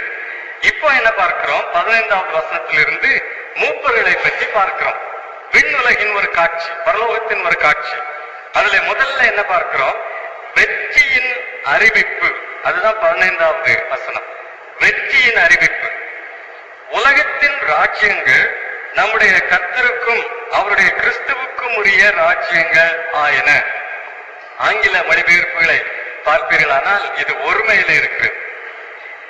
புதிய தமிழ் மொழிபெயர்ப்பிலும் இது ஒருமையில இருக்கு. ஒருமைதான் சரி. அப்போ அதை எப்படி நாம் வாசிக்க வேண்டும்? உலகத்தின் ராஜ்யம் நம்முடைய கர்த்தருக்கும் அவருடைய கிறிஸ்துவுக்கும் உரிய ராஜ்யம் ஆயிற்று. பல ராஜ்யங்களாக பிரிந்திருந்த இந்த ராஜ்யங்கள் எல்லாம் ஒருமைப்பட்டு ஒரு ராஜ்யமாக, வல்லமை படைத்த ஒரு ராஜ்யமாக இருக்கும். இறுதி நாட்களிலே அந்தி கிறிஸ்துவின் ராஜ்யமாக இருக்கும். அதுதான் தீர்க்க தரிசனங்களிலே நாம் பார்க்கிறோம், வெளிப்படுத்தின விசேஷத்திலேயே பார்க்கிறோம்.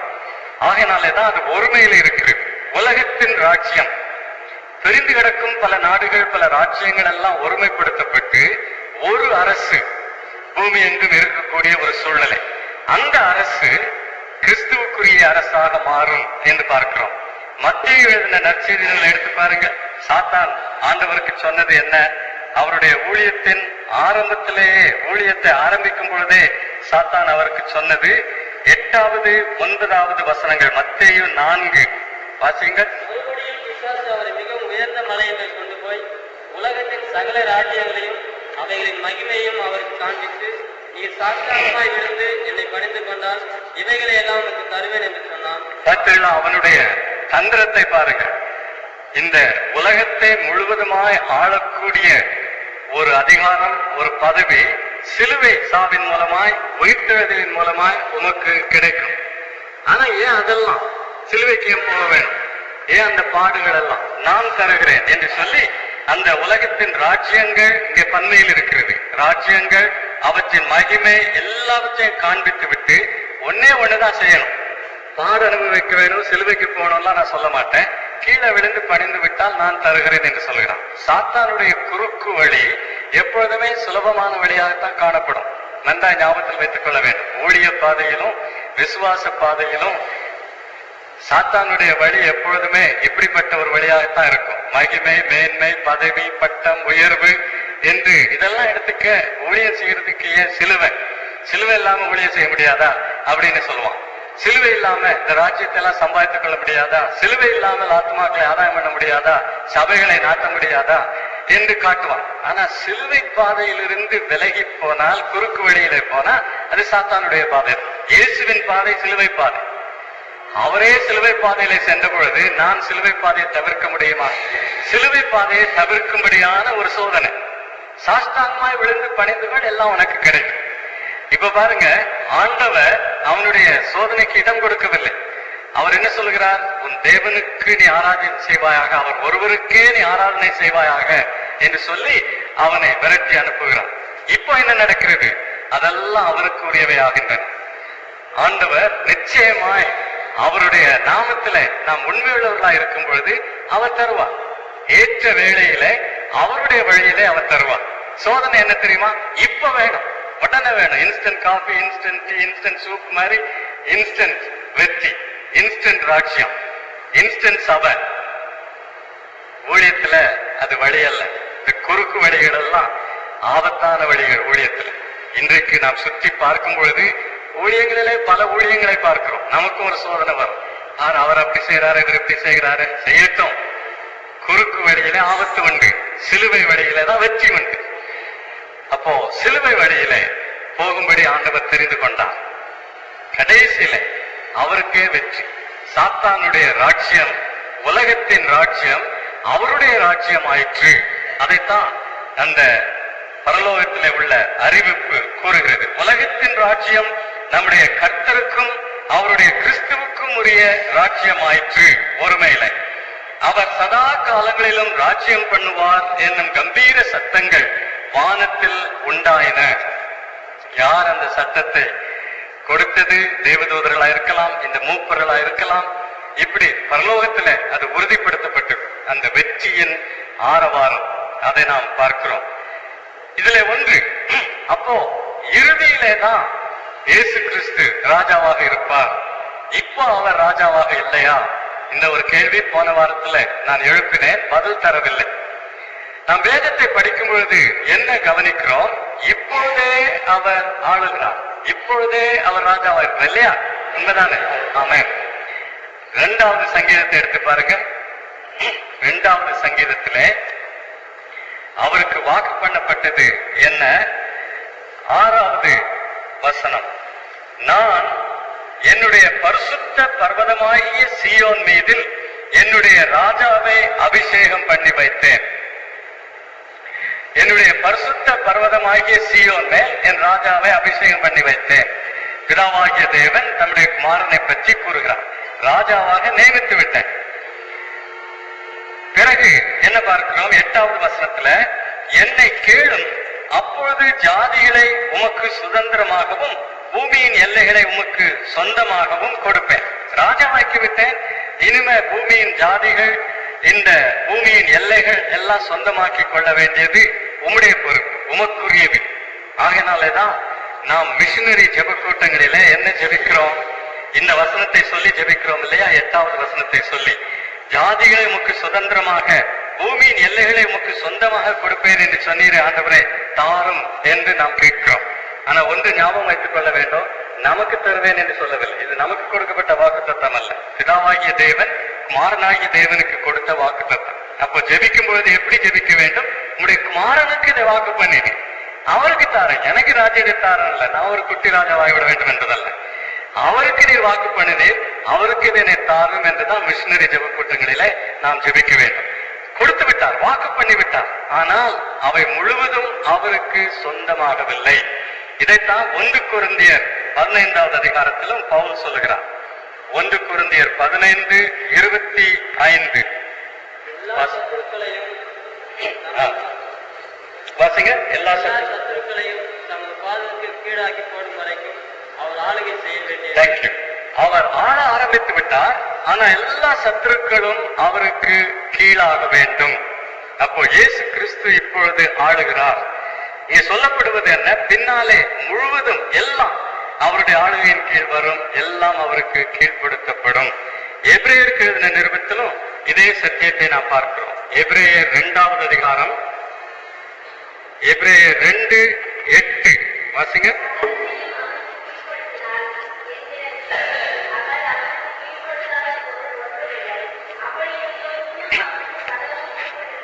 பார்த்தீங்களா? இன்னும் அவருக்கு கீழ்பட்டிருக்க காரணம் உண்மைதான்.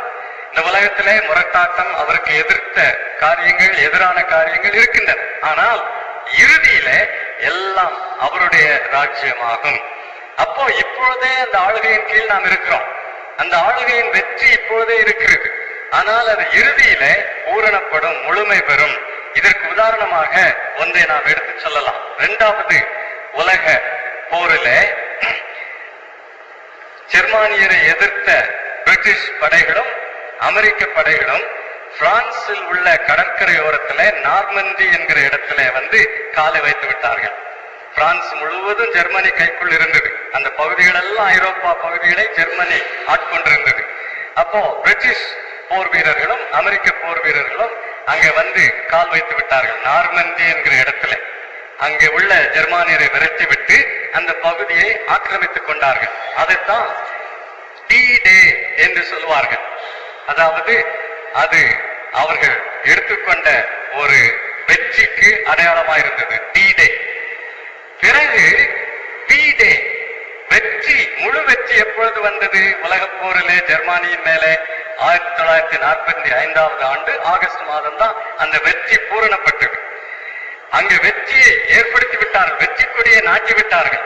பிறகு முழுவதும் ஜெர்மனி கைக்குள் இருந்த அந்த பகுதிகளை எல்லாம் கைப்பற்றி ஜெர்மானியரை முழுவதுமாய் முறியடித்து அந்த வெற்றியை பூரணப்படுத்தினார்கள், முழுமைப்படுத்தினார்கள். அவ்விதமாகத்தான் ஆண்டவராகிய இயேசு கிறிஸ்து சிலுவையில சாத்தானை முறியடித்து வெற்றி கொடியை நாட்டிவிட்டார். அவர் ராஜாவாயிருக்கிறார், ஆளுகிறார். பிறகு அந்த ஆளுகை முழுமை பெறும். உலகத்தின் ராஜ்யம் அவருடைய ராஜ்யமாகும். அது முழு வெற்றியை காட்டுகிறது. அப்போ இப்போ நம்முடைய விசுவாசம் என்ன விசுவாசம்? நாம் வெற்றியிலே நிற்கிறோம், வென்றவரின் அருகிலே இருக்கிறோம் இல்லையா? வெற்றியில இருக்கிறோம், வென்றவரின் அருகிலே இருக்கிறோம் இல்லையா? பின்னாலதான் வெற்றி. இப்ப சாத்தான் தான் ஆண்டுகிட்டு இருக்கிறான் சொல்லக்கூடாது. அந்த தோல்வி மனப்பான்மைக்கு இடம் கொடுக்க கூடாது. இப்பொழுதே அவர் வெற்றியுள்ளவர், இப்பொழுதே அவர் ராஜா, அவர் முழுவதுமா இந்த ராஜ்யத்துக்குரியவர் ஆவார். இப்பொழுதே அவர் ராஜாவா இருப்பதன் அந்த ஸ்லாக்கியங்களை நான் விசுவாசத்தினாலே பெற முடியும், அனுபவிக்க முடியும். அதுதான் வேதம் நமக்கு கற்றுத்தருகிற சத்தியம். சரி, அந்த வெற்றியின் ஆரவாரத்தை பார்க்கிறோம்.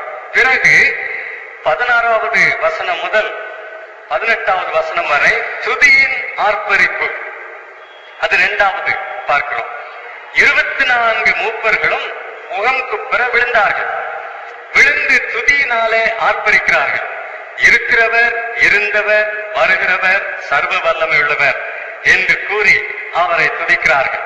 கர்த்தர் என்று சொன்னார்கள், தேவன் என்று சொன்னார்கள். அந்த 2 பேர்களை பற்றி நாம் ஏற்கனவே ஆதி ஆகமத்தை ஆராய்ச்சி செய்யும் போது படித்திருக்கிறோம் இல்லையா? கர்த்தர் என்பதுதான் வெளிப்படுத்தின பெயர் யெகோவா. தேவன் என்பது பொதுவாக கடவுளுக்கு பயன்படுத்துகிற ஒரு சொல். அப்போ தேவன், எங்கள் கடவுள் யெகோவா என்று சொல்லும்படி யெகோவாவாகிய தேவனே என்று ஸ்தோத்திரிக்கிறார்கள். இருக்கிறவர், இருந்தவர், வருகிறவர் என்று அவரை துதிக்கிறார்கள். சர்வ வல்லமை உள்ளவர் என்று துதிக்கிறார்கள். அவருடைய ஆளுகையை பற்றி அவர்கள் சொல்லுகிற 3 சத்தியங்களை பார்க்கிறோம். துதியின் அடிப்படைக்கு என்ன தெரியுமா? அவருடைய ஆளுகை. அவர் எப்படி ஆளுகிறார்? 17வது வசனத்துல எப்படி ஆளுகிறார் சொல்லுங்க பார்க்கலாம். அவருடைய ஆளுகையை பற்றி 17வது வசனம் என்ன சொல்லுகிறது? இறுதி பகுதியில மகா வல்லமை. அப்போ வல்லமையாய் ஆளுகிறார். அவருடைய ஆளுகை வல்லமையின் ஆளுகை, அவருடைய ராஜ்யம் வல்லமையின் ராஜ்யம். ஆகினாலே அவரை துதித்தார்கள். மகா வல்லமையை கொண்டு ராஜ்யபாரம் பண்ணுகிறேன். பிறகு அடுத்த சத்தியம் கொஞ்சம் ஆழமாய் பார்ப்போம். ஜாதிகள் கோபித்தார்கள், அப்பொழுது உம்முடைய கோபம் மூண்டது. ஜாதிகளையும் கோபிக்க வேணும். கர்த்தர் வல்லமையாய் ஆண்டால் அவர்களுக்கு என் கோபம்? இதுதான் உலகத்துல நாம் பார்க்கிற ஒரு உண்மை இல்லையா? தேவனுடைய ஆளுகைக்கு எதிராக மக்கள் கோபிக்கிறார்கள். அந்த கோபத்திற்கு காரணம் முரட்டாட்டம், கலகம், கீழ்ப்படிய மனமில்லாமல். இதைத்தான் 2வது சங்கீதத்திலேயே நாம் பார்க்கிறோம். 2வது சங்கீதத்தை மறுபடியும் எடுத்து பார்ப்போம். 2வது சங்கீதம் முதல் வசனம் வாசிங்க. ஜாதிகள் கொந்தளித்தார்கள், ஜனங்கள் விருதா காரியத்தை சிந்தித்தார்கள். ஏன்? 2வது வசனத்துல கர்த்தருக்கு விரோதமாகவும் அவர் அபிஷேகம் பண்ணினவருக்கு விரோதமாகவும் பூமியின் ராஜாக்கள் எழுப்பி நின்று அதிகாரிகள் ஏகமாய் ஆலோசனை பண்ணினார்கள். இதுல பாருங்க, கர்த்தருக்கு விரோதமாக, கடவுளுக்கு விரோதமாக வென்று இல்லை. கடவுள் என்று சொன்னா எங்கேயும் நாம் தப்பிக்கொள்ளலாம். மசூதியிலே போய் நின்று கடவுள்னு சொன்னா யாரும் அடிக்க மாட்டாங்க. ஆதி பராசக்தி ஆலயத்திலே போய் நின்று அங்க மேல்மருவத்தூர்ல கடவுள்னு சொன்னா பங்காரடிகள் ஒண்ணுமே சொல்ல மாட்டாங்க இல்லையா? எந்த இடத்துலயும் போய் கடவுள்னு சொல்லிடலாம். கடவுள்னு சொல்லி ஒரு குட்டி ஜபம் கூட பண்ணிட்டு வந்துடலாம். ஆனா எப்போ தெரியுமா கோபமும் எதிர்ப்பும் வரும்? கர்த்தருக்கு விரோதமாக யெகோவாவுக்கு விரோதமாக, வெளிப்படுத்தப்பட்ட உண்மையுள்ள தேவனுக்கு விரோதமாக. யெகோவாவை பற்றி பேசும்பொழுது வெளிப்படுத்தப்பட்ட தேவன், வேதம் வெளிப்படுத்தி இருக்கிற தேவன், அவரை பற்றி பேசும்பொழுது, பிறகு அவர் அபிஷேகம் பண்ணினவருக்கு விரோதமாக. அவர் அபிஷேகம் பண்ணினவர் யார்? அபிஷேகம் பண்ணப்பட்டவர் யார்? மேசியா, கிறிஸ்து. யெகோவாவுக்கும் கிறிஸ்துவுக்கும் தான் எதிர்ப்பு, கடவுளுக்கு அல்ல. இந்த உலகம் பாருங்க, ஒரு காலத்துல நாஸ்திகம் மிகுந்து விளங்கிற்று. கம்யூனிசம் பரவி இருந்த காலத்துல நாஸ்திகம் மிகுந்து விளங்கிற்று. ஆனா இன்றைய உலகம் நாஸ்திக உலகம் அல்ல. கம்யூனிசம் எங்கேயோ ஒடுங்கி போயிற்று. இன்றைய உலகத்துல முஸ்லிம்கள், இந்துக்கள் நம் நாட்டை போல ஆளுகிறார்கள், அதிகமாக சக்தி படைத்தவர்களா இருக்கிறார்கள். அப்போ இந்த நாட்களிலே கடவுளுக்கு எதிர்ப்பு அல்ல, கர்த்தருக்கும் கிறிஸ்துவுக்கும் தான் எதிர்ப்பு. எதிர்க்கும் பொழுது எப்படி எதிர்க்கிறார்கள்? கோபம், முகாந்திரம் இல்லாத, அர்த்தம் இல்லாத கோபம். அதைத்தானே பார்க்கிறோம் இன்றைக்கு. யாருக்கும் ஒரு தொந்தரவும் இல்லாதபடி போய் நற்செய்தியை பிரசங்கித்தால், கடவுளுக்கு ஊழியம் செய்தால் எதிர்ப்பு வருகிறது. ஏன்? அந்த கோபத்திற்கு என்ன காரணம்? உள்ளத்தில் உள்ள முரட்டாட்டம். அதைத்தான் இங்கே எடுத்து சொல்கிறார். ஜனங்கள் கோபிக்கிறார்கள், அப்பொழுது உம்முடைய கோபம் உண்டது. தேவனுடைய கோபத்தை பற்றியும் இங்கே சொல்லி இருக்கிறது. கடவுளுடைய கோபத்தை வெளிப்படுத்த 2 சொற்கள், கிரேக்க சொற்கள் பயன்படுத்தப்படுகின்றன புதிய ஏற்பாட்டிலே. ஒன்று உணர்ச்சிக்குரிய கோபம், அதுவும் சொல்லப்படுகிறது. ஆனா அடிக்கடி பயன்படுத்துகிற சொல் என்ன என்று சொன்னால், அது மனப்பான்மையை காட்டும்படியான ஒரு சொல். கர்த்தருடைய கோபம் என்று சொல்லும் பொழுது பாவத்திற்கு விரோதமான, அக்கிரமத்திற்கு விரோதமான நிரந்தரமான மனப்பான்மை, அதுதான் அவருடைய கோபம் என்று காட்டப்படுகிறது. அப்ப அவருடைய கோபம் அக்கிரமத்திற்கு விரோதமாக, பாவத்திற்கு விரோதமாக நிரந்தரமாய் அவர் கொண்டிருக்கும் அந்த மனப்பான்மை. கர்த்தர் எப்படியா கோபப்படுவார்னு கேட்பாங்க. அப்போ அது மனித கோபத்தை போல் அல்ல, திடீரென்று வருவது, திடீரென்று தணிவது, அப்படிப்பட்ட கோபம் அல்ல. அவருடைய நிரந்தரமான மனப்பான்மை, எப்பொழுதுமே பாவத்தை வெறுக்கிறவராக, அக்கிரமத்தை வெறுக்கிறவராகத்தானே அவர் இருக்கிறார். அந்த மனப்பான்மையை வெளிப்படுத்தும் சொல் தான் கோபம். கர்த்தருடைய கோபம் என்று சொல்லும் பொழுது அதைத்தான் கோபம் என்று வேதம் அழைக்கிறது. அந்த கோபம் மூண்டது. மரித்தோர் நியாய தீர்ப்பு அடைகிறதற்கும், தீர்க்கதரிசிகளாகிய நம்முடைய ஊழியக்காரருக்கும் பரிசுத்தவான்களுக்கும் உமது நாமத்தின் மேல் பயபக்தியாக இருந்த சிறியோர் பெரியோருக்கும் பலன் அளிக்கிறதற்கும், பூமியை கெடுத்தவர்களை கெடுக்கிறதற்கும் காலம் வந்தது. அப்போ முதலாவது வல்லமையாய் ஆண்டார், இரண்டாவது நீதியாய் ஆண்டார், நீதியை நிலைநாட்டுவார், நீதியாய் ஆண்டார்.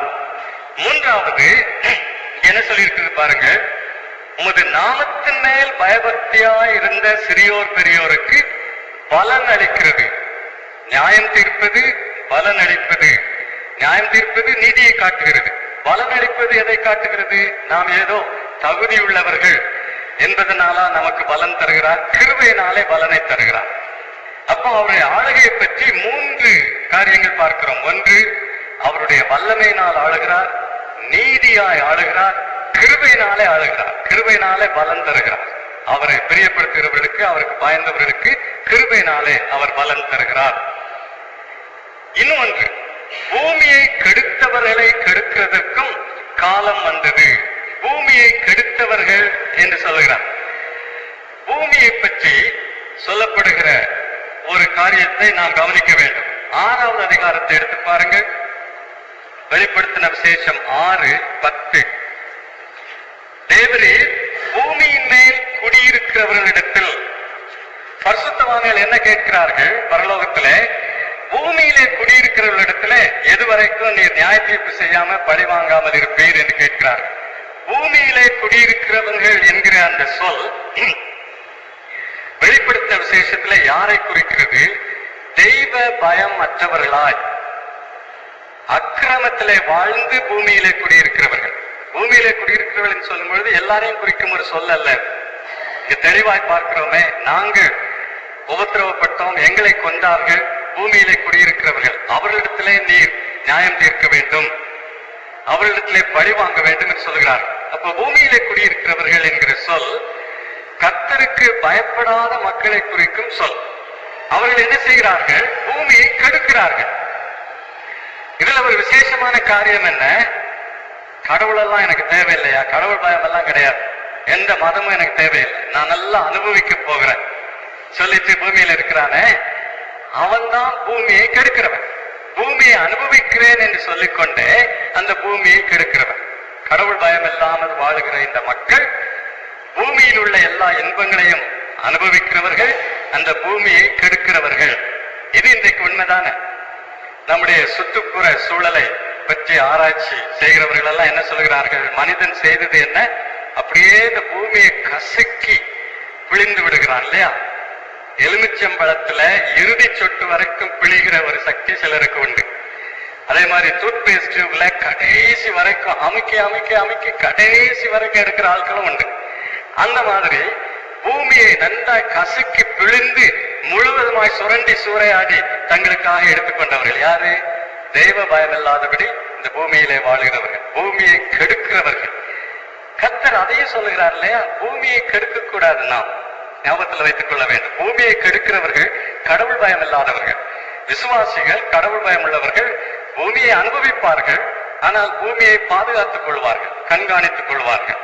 பூமியை கெடுத்தவர்களை கெடுக்கிறதற்கும் காலம் வந்தது என்று சொல்லி தேவனை தொழுது கொண்டார்கள். இதுதான் துதியின் ஆர்ப்பரிப்பு. துதியை பற்றி ஒரு பிரசங்கம் செய்யணும்னு சொன்னா அருமையான குறிப்புகள் இங்கே இருக்கிறது இல்லையா? யாரை துதிக்கிறோம், எதற்காக துதிக்கிறோம்? வல்லமையை ஆளுகிறார், நீதியாய் ஆளுகிறார், கிருபையாய் ஆளுகிறார். பூமியை கெடுத்தவர்களை அவர் நியாயம் தீர்ப்பார் என்று சொல்லி தேவனை தொழுது கொண்டார்கள். மூன்றாவது 19வது வசனம், வெற்றியின் அறிவிப்பு, துதியின் ஆர்ப்பரிப்பு, உடன்படிக்கையின் உறுதி. உடன்படிக்கையின் உறுதி 19வது வசனம். இவ்வளவு நியாய தீர்ப்பு, உபத்திரவம், இதை பற்றியெல்லாம் சொல்லும் பொழுது திடீரென்று பரலோகத்திலே ஒரு காட்சியை எடுத்து காட்டுகிறார். பரலோகத்திலே தேவனுடைய ஆலயம் திறக்கப்பட்டது. அவருடைய ஆலயத்திலே அவருடைய உடன்படிக்கை பெட்டி காணப்பட்டது. அப்பொழுது மின்னல்கள், சத்தங்கள், இடிமுழக்கங்கள், பூமி அதிர்ச்சி, பெரும் கல்மழை உண்டாயிற்று. இவையெல்லாம் நியாய தீர்ப்பை காட்டுகிறது. ஏற்கனவே நாம் பார்த்திருக்கிறோம். மின்னல், இடி, பூமி அதிர்ச்சி, பெருங்கல்மழை எல்லாம் வெளிப்படுத்தின விசேஷத்திலே நியாய தீர்ப்பை காட்டும் அடையாளங்கள். அப்போ அந்த நியாய தீர்ப்பை காட்டும் அடையாளங்கள் வெளிப்படும் பொழுது உடன்படிக்கை பெட்டி காட்டப்படுகிறது. ஏன்? விசுவாசிகளுக்கு உறுதி கொடுப்பதற்காக, விசுவாசிகளை தைரியப்படுத்துவதற்காக. தேவன் கிருபை உள்ளவர், இரக்கம் உள்ளவர், அவருடைய வாக்கு தத்தங்கள் மாறாதவை, அவருடைய உடன்படிக்கை மாறாதது என்பதை வெளிப்படுத்தும்படியாக அந்த காட்சி தரப்படுகிறது. ஆகையினாலே அருமையானவர்களே, இறுதி நாட்களை பற்றி நாம் பயப்பட வேண்டிய அவசியமே இல்லை. இறுதி நாட்களின் உபத்திரவங்கள், இறுதி நாட்களின் நியாய தீர்ப்புகள் இவையெல்லாம் நடைபெறும் பொழுது நமக்கு அவருடைய மாறாத உடன்படிக்கை, அவருடைய வாக்கு தத்தங்கள், அவருடைய கிருபை, அவருடைய இரக்கம், நாம் அதை பார்த்து நம்மை தேற்றிக் கொள்ள வேண்டும். சரி, 12வது அதிகாரத்துக்கு வருவோம். 12வது அதிகாரத்தை நாம் இவ்விதமாக பிரித்துக் கொள்ளலாம். முதல் 6 வசனங்கள் அடையாளங்கள், விண்ணுலகில் அடையாளங்கள், வானத்தில் அடையாளங்கள். வானம் என்று சொல்வது விண்ணுலகம் என்று சொல்லலாம். விண்ணுலகில் வானத்தில் உள்ள அடையாளங்கள். பிறகு 7வது வசனத்தில் இருந்து என்ன பார்க்கிறோம்? விண்ணுலகில் உள்ள போராட்டம். 12வது வசனம் வரைக்கும், 7 முதல் 12 வரைக்கும் விண்ணுலகில் உள்ள போர் அல்லது போராட்டம். 13வது வசனம் முதல் 17வது வசனம் வரைக்கும் மண்ணுலகில் உள்ள போராட்டம், பூமியில் உள்ள போராட்டம். வானத்தில் உள்ள போராட்டம், பூமியில் உள்ள போராட்டம். வானத்தில் உள்ள அடையாளங்கள், வானத்தில் உள்ள போராட்டம், பூமியில் உள்ள போராட்டம். 3 பகுதி இந்த அதிகாரத்திலே நாம் பார்க்கிறோம். முதல் பகுதியை எடுத்துக்கொள்வோம். வானத்தில் உள்ள அடையாளங்கள், விண்ணுலகில் ஏற்பட்ட அடையாளங்கள்.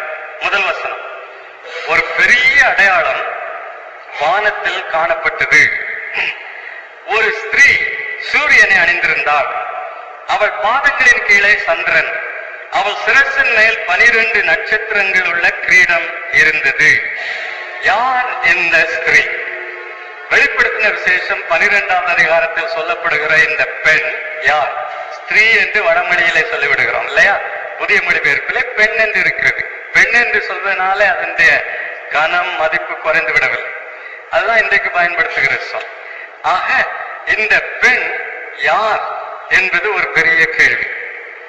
சபை என்று சொல்லுகிறவர்கள் உண்டு, கன்னிமரியாள் என்று சொல்லுகிறவர்கள் உண்டு, ஆனால் இந்த வசனங்களை எடுத்து வசனத்தை வசனத்தோடு பொருத்தி பார்க்கும் பொழுது, பெண்ணணியை எடுத்து பார்க்கும் பொழுது இந்த பெண் யார் ஆராய்ந்து பார்ப்போம். 2வது வசனம், கர்ப்பவதியாயிருந்தாள், பிரசவ வேதனை அடைந்தாள், பிள்ளை பெறும்படி வருத்தப்பட்டு அலறினாள். தீர்க்கதரிசன நூல்களிலே பிரசவ வேதனைப்படுகிற இஸ்ரவேலை பற்றி சில வசனங்கள் இருக்கின்றன. ஏசாயா எடுத்துக்கொள்ளுங்கள். ஏசாயா 66வது அதிகாரத்திலே 7வது வசனம் வாசிங்க.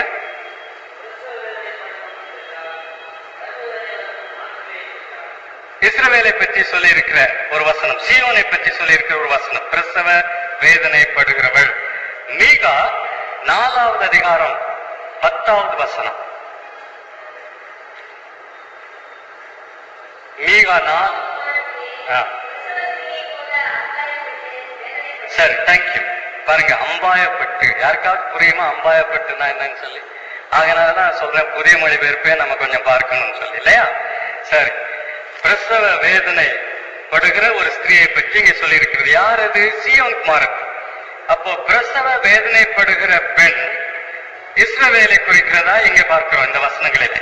தொடர்ந்து பார்ப்போம். 5வது வசனத்தை எடுத்துக்கொள்வோம். அவள் பிள்ளை பெற்ற பிறகு என்ன நடக்கிறது? 5வது வசனத்துல, சகல ஜாதிகளையும் இருப்புக்கோலால் ஆளுகை செய்யும் ஆண் பிள்ளையை அவள் பெற்றாள். யார் அது?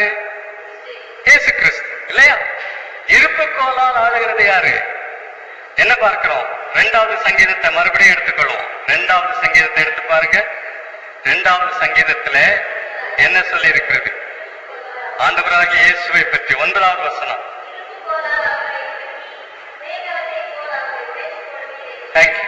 இருப்புக்கோலால் அவர்களை நொறுக்கி. அப்போ அவர் ஒரு சர்வாதிகாரியை போல் இருப்பார் என்று அந்த வசனத்திலிருந்து நாம் எண்ணிக்கொள்கிறோம். அது சரியல்ல. அந்த நொறுக்கி என்கிற வார்த்தையை ஆண்டு என்று மொழிபெயர்க்கலாம். இந்த சொற்கள் எல்லாம் பல அர்த்தங்கள் உள்ள சொற்கள். இருப்புக்கோல் என்று சொல்லுகிற அந்த சொல் எடுத்துக்கொள்வோம்.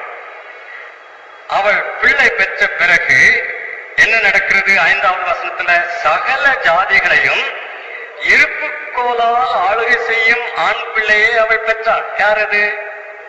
இயேசு கிறிஸ்து, இல்லையா? இருப்புக்கோலால் ஆளுகிறது யாரு?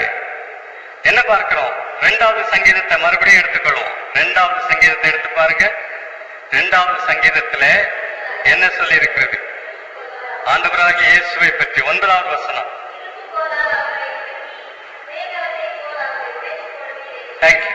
இருப்புக்கோலால் அவர்களை நொறுக்கி. அப்போ அவர் ஒரு சர்வாதிகாரியை போல் இருப்பார் என்று அந்த வசனத்திலிருந்து நாம் எண்ணிக்கொள்கிறோம். அது சரியல்ல. அந்த நொறுக்கி என்கிற வார்த்தையை ஆண்டு என்று மொழிபெயர்க்கலாம். இந்த சொற்கள் எல்லாம் பல அர்த்தங்கள் உள்ள சொற்கள். இருப்புக்கோல் என்று சொல்லுகிற அந்த சொல் மேய்ப்பனுடைய கோலை காட்டுகிற ஒரு சொல்.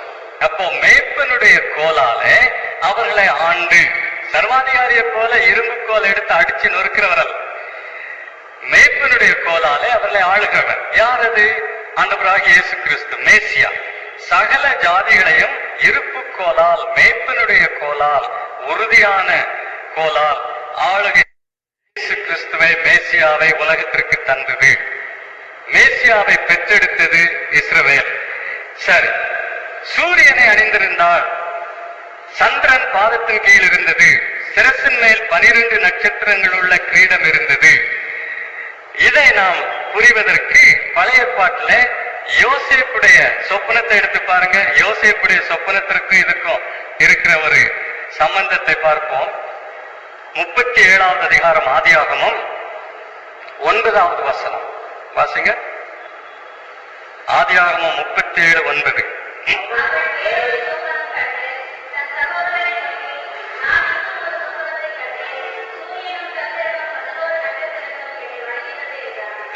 சூரியன் யாரது? யாக்கோபு. சந்திரன் தாய், யோசேப்புடைய தாய். 11 நட்சத்திரங்கள், 11 சகோதரர்கள். யோசேப்புடைய சொப்பனத்துல அப்படிப்பட்ட விவரம் இருந்தது. இஸ்ரவேல் மக்களை குறிக்கிற அடையாளங்கள் அவை. அதே அடையாளங்கள் இங்கே சொல்லப்படுகின்றன. இஸ்ரவேலை குறிக்கும் அடையாளங்கள். இவை எதை குறிக்கின்றன என்று சொல்ல முடியாது. ஆனா இஸ்ரவேலை குறிக்கின்ற அடையாளங்கள் என்று சொல்லலாம். வேண்டுமானால் 12 நட்சத்திரங்கள் 12 கோத்திர பிதாக்களுக்கு அடையாளங்களா இருந்தார்கள் என்று சொல்லலாம். 12 கோத்திர பிதாக்கள் 12 நட்சத்திரங்கள். ஒரு வேத வியாக்கியான் என்ன சொல்கிறார்? சூரியன் என்பது புதிய ஏற்பாட்டு வெளிப்பாட்டையும், சந்திரன் என்பது அது பிரதிபலிக்கும் வெளிச்சம் உள்ளது இல்லையா? சந்திரத்தின் ஒளி தன்னிலே உள்ள ஒளி அல்ல, சூரியனின் ஒளியை பிரதிபலிக்கும்படியான ஒளி சந்திரனின் ஒளி. அப்போ அப்படி பிரதிபலிக்கும் ஒளி எது? பழைய ஏற்பாடு. புதிய ஏற்பாட்டை பிரதிபலிக்கும் பழைய ஏற்பாடு, சூரியன் புதிய ஏற்பாடு என்று சொல்லுகிறார். ஆனா அதெல்லாம் நாம் யூகித்து சொல்ல வேண்டிய வியாக்கியானங்கள் தான். நாம் புரிந்து கொள்ள வேண்டுமானால் என்ன புரிந்து கொள்ளலாம்? இது இஸ்ரவேலை காட்டுகிறது. இந்த சின்னங்கள் எல்லாம் இஸ்ரவேலை காட்டுகின்ற சின்னங்கள். அப்படியானால் இந்த பெண் யார்? இஸ்ரவேல். சரி, கர்ப்பவதியாயிருந்து பிரசவ வேதனை அடைந்து பிள்ளை பெறும்படி வருத்தப்பட்டு அலறினாள். இன்னும் ஒன்று, இந்த 12ஆம் அதிகாரத்துல கடந்த காலமும் சொல்லப்படுகிறது, நிகழ்காலமும் சொல்லப்படுகிறது, வரும் காலமும் சொல்லப்படுகிறது. அதை நான் ஞாபகத்தில் வைத்துக் கொள்ள வேண்டும். இங்கே இந்த பெண் பிரசவ வேதனை பெற்று அலறினாள், பிள்ளை பெற்றாள் என்றால் இது கடந்த காலத்தின் சம்பவம், இயேசு கிறிஸ்துவின் பிறப்பு. நான் 3வது வசனம், வேறு ஒரு அடையாளம். விண்ணுலகில் உள்ள 2வது அடையாளம் என்ன? 7 தலைகள் 10 கொம்புகள் 7 முடிகள்.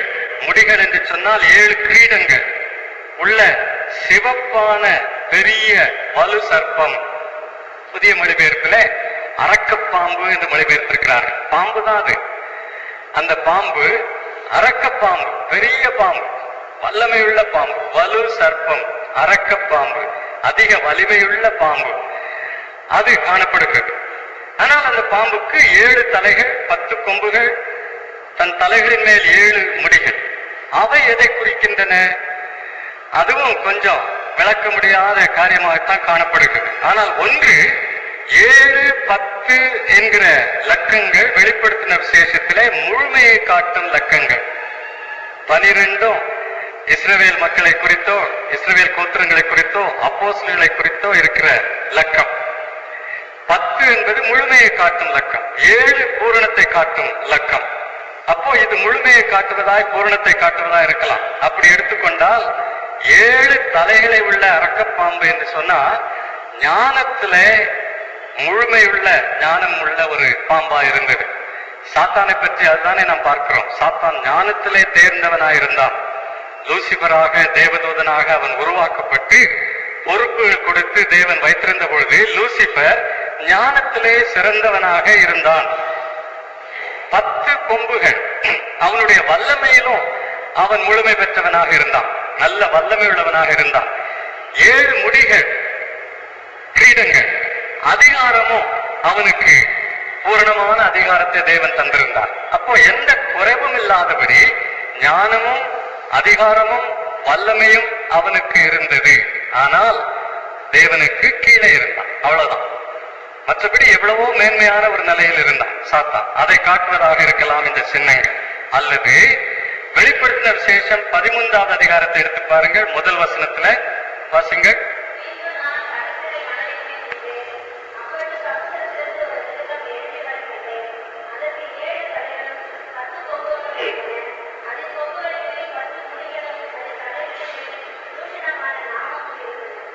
இந்த வெளிப்படுத்தின விசேஷம் 12, 13 என்ன பார்க்கிறோம்? 3 பாவத்தின், அக்கிரமத்தின், தீமையின் அதிகாரிகளாக தலைவர்களாக இருந்த 3 பேரை பற்றி பார்க்கிறோம். ஒன்று சாத்தான், அவன் தான் பெரிய தலைவன். பிறகு மிருகம். இந்த மிருகம் யாரை குறிக்கிறது? அந்தி கிறிஸ்துவை. பிற்பாடு 13வது அதிகாரத்தை படிக்கும்போது இதை பார்ப்போம். பாருங்கள், இந்த மிருகம் எங்கே இருந்து வருகிறது? சமுத்திரத்திலிருந்து எழுப்பி வருகிறது. சமுத்திரம் பூமியின் மக்களை குறிக்கிறது. சமுத்திரம் எப்பொழுதுமே பூமியின் மக்களுக்கு அடையாளமா இருக்கிறது.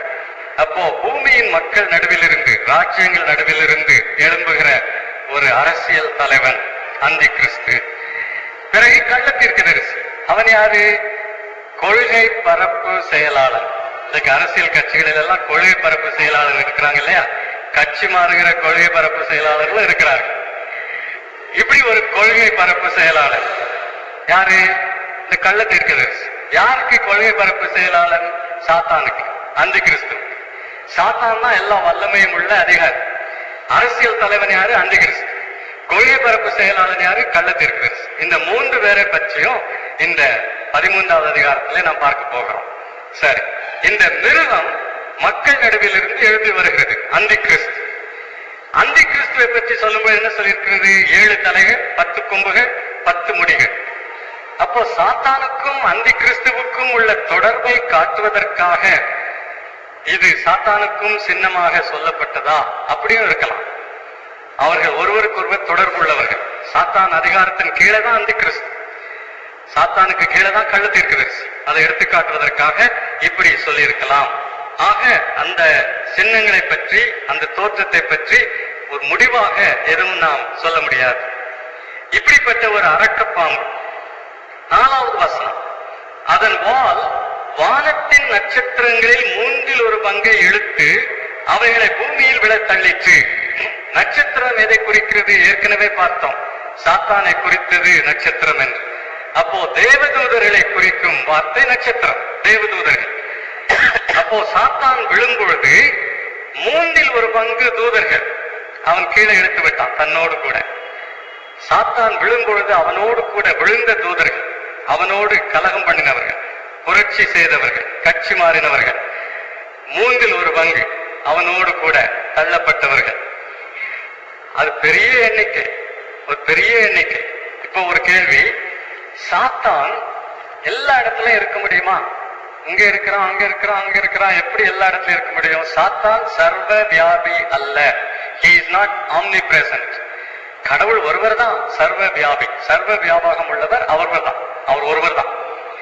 ஆனாலும் கூட இத்தனை தூதர்கள் இருக்கிறதுனால அவன் பல இடங்களிலே செயல்பட முடியும் அவர்கள் மூலமாக. அதனாலதான் அவன் எங்கும் வியாபித்திருப்பது போல நமக்கு தோன்றலாம். ஆனா எங்கும் வியாபித்திருக்கிறவன் அல்ல. அவனுக்கு கீழையும் அதிகமான தூதர்கள் உண்டு. 1/3 பங்கு தூதர்கள் கீழே தள்ளப்பட்டார்கள். என்ன ஆயிற்று? பிரசவ வேதனைப்படுகிற அந்த ஸ்திரீ பிள்ளை பெற்ற உடனே அவளுடைய பிள்ளையை பட்சித்து போடும்படிக்கு அந்த வலு சர்ப்பம் அவளுக்கு முன்பாக நின்றது. நின்றது என்கிற அந்த சொல் கிரேக்க மொழியில நின்று கொண்டே இருந்தது என்று மொழிபெயர்க்கலாம். பல ஆண்டுகளாக அந்த அரக்கப்பாம்பு இந்த பிள்ளையை விழுங்குவதற்காக காத்து கொண்டே இருந்தது. இதுவும் நாம் வரலாற்றிலே பார்க்கிறோம் இல்லையா? பழைய ஏற்பாட்டு வரலாற்றிலே எத்தனை முறை மேசியா வரவிடாதபடி தடுத்தான் சாத்தான். கொஞ்சம் யோசித்து பாருங்க. ஆரம்பத்துல முதலா அவன் செய்தது என்ன? ஆபேல் கொல்லப்பட்டான். அப்போ அதோட தீர்ந்தது என்று சாத்தான் எண்ணினான். முதல்ல ஆதாமை விட பண்ணி விட்டான், ஏவாளை விட பண்ணி விட்டான். ஆனா அது தோல்வியுற்றது. கர்த்தர் மீட்பின் வழியை உண்டு பண்ணினார். பிறகு ஆபேல் கொல்லப்பட்டான். கர்த்தர் சேத்தை உண்டு பண்ணினார். இப்படி ஆரம்பத்திலிருந்தே மேசியா வரப்போகிற அந்த தலைமுறையை அழிக்க வேண்டும், அந்த மக்களை அழிக்க வேண்டும், இஸ்ரவேலரை அழிக்க வேண்டும், மேசியாவை வரவிடாதபடி தடுக்க வேண்டும் என்று செயல்பட்டவன் சாத்தான். பார்வோனை பயன்படுத்த. பார்வோன் அரக்கப்பாம்பு, வலு சர்ப்பம் என்று அழைக்கப்படுகிறான் பழைய ஏற்பாட்டில். இப்ப பார்வோனின் மூலமாகவும் இஸ்ரவேலரை அழிக்க முயன்றான், நடக்கவில்லை. எஸ்தர் நூலை எடுத்து பாருங்க. எஸ்தர் நூலின் ஒரு முக்கியமான சத்தியம் என்ன? இஸ்ரவேலை முழுவதும் அழிக்க, யூதர்களை முழுவதும் அழிக்க சாத்தான் முயன்றான். யாரை பயன்படுத்தினான்? ஆமா, இஸ்ரவேலர் அழிக்கப்பட்டிருந்தா மேசியா வந்திருப்பாரா? அங்க ஒரு மொர்தெக்காய், அந்த மொர்தெக்காய் காதுல அந்த 2 பேர் பண்ணின சூழ்ச்சி வெளிப்படுகிறது. அந்த ராஜாவுக்கு அன்னைக்கு பார்த்து தூக்கம் வரல. பாருங்க, இதெல்லாம் எப்படி கர்த்தர் கிரியை செய்கிறார் என்று சொல்லி. தம்முடைய சொந்த குமாரனாகிய மேசியாவை காப்பாற்றுவதற்கு ஒரு பக்கத்திலே பிதாவாகிய தேவன் செயல்படுகிறார், இன்னொரு பக்கத்துல இந்த அரக்கப்பாம்பு விழுங்குவதற்கு சமயம் பார்த்து கொண்டிருக்கிறது. இன்னொரு சம்பவம் ஆச்சரியமா இருக்கலாம் உங்களுக்கு. எடுத்து பாருங்க. 2 நாளாகமம் 22வது அதிகாரம். 2 நாளாகமம் 22வது அதிகாரம் 10வது வசனம்.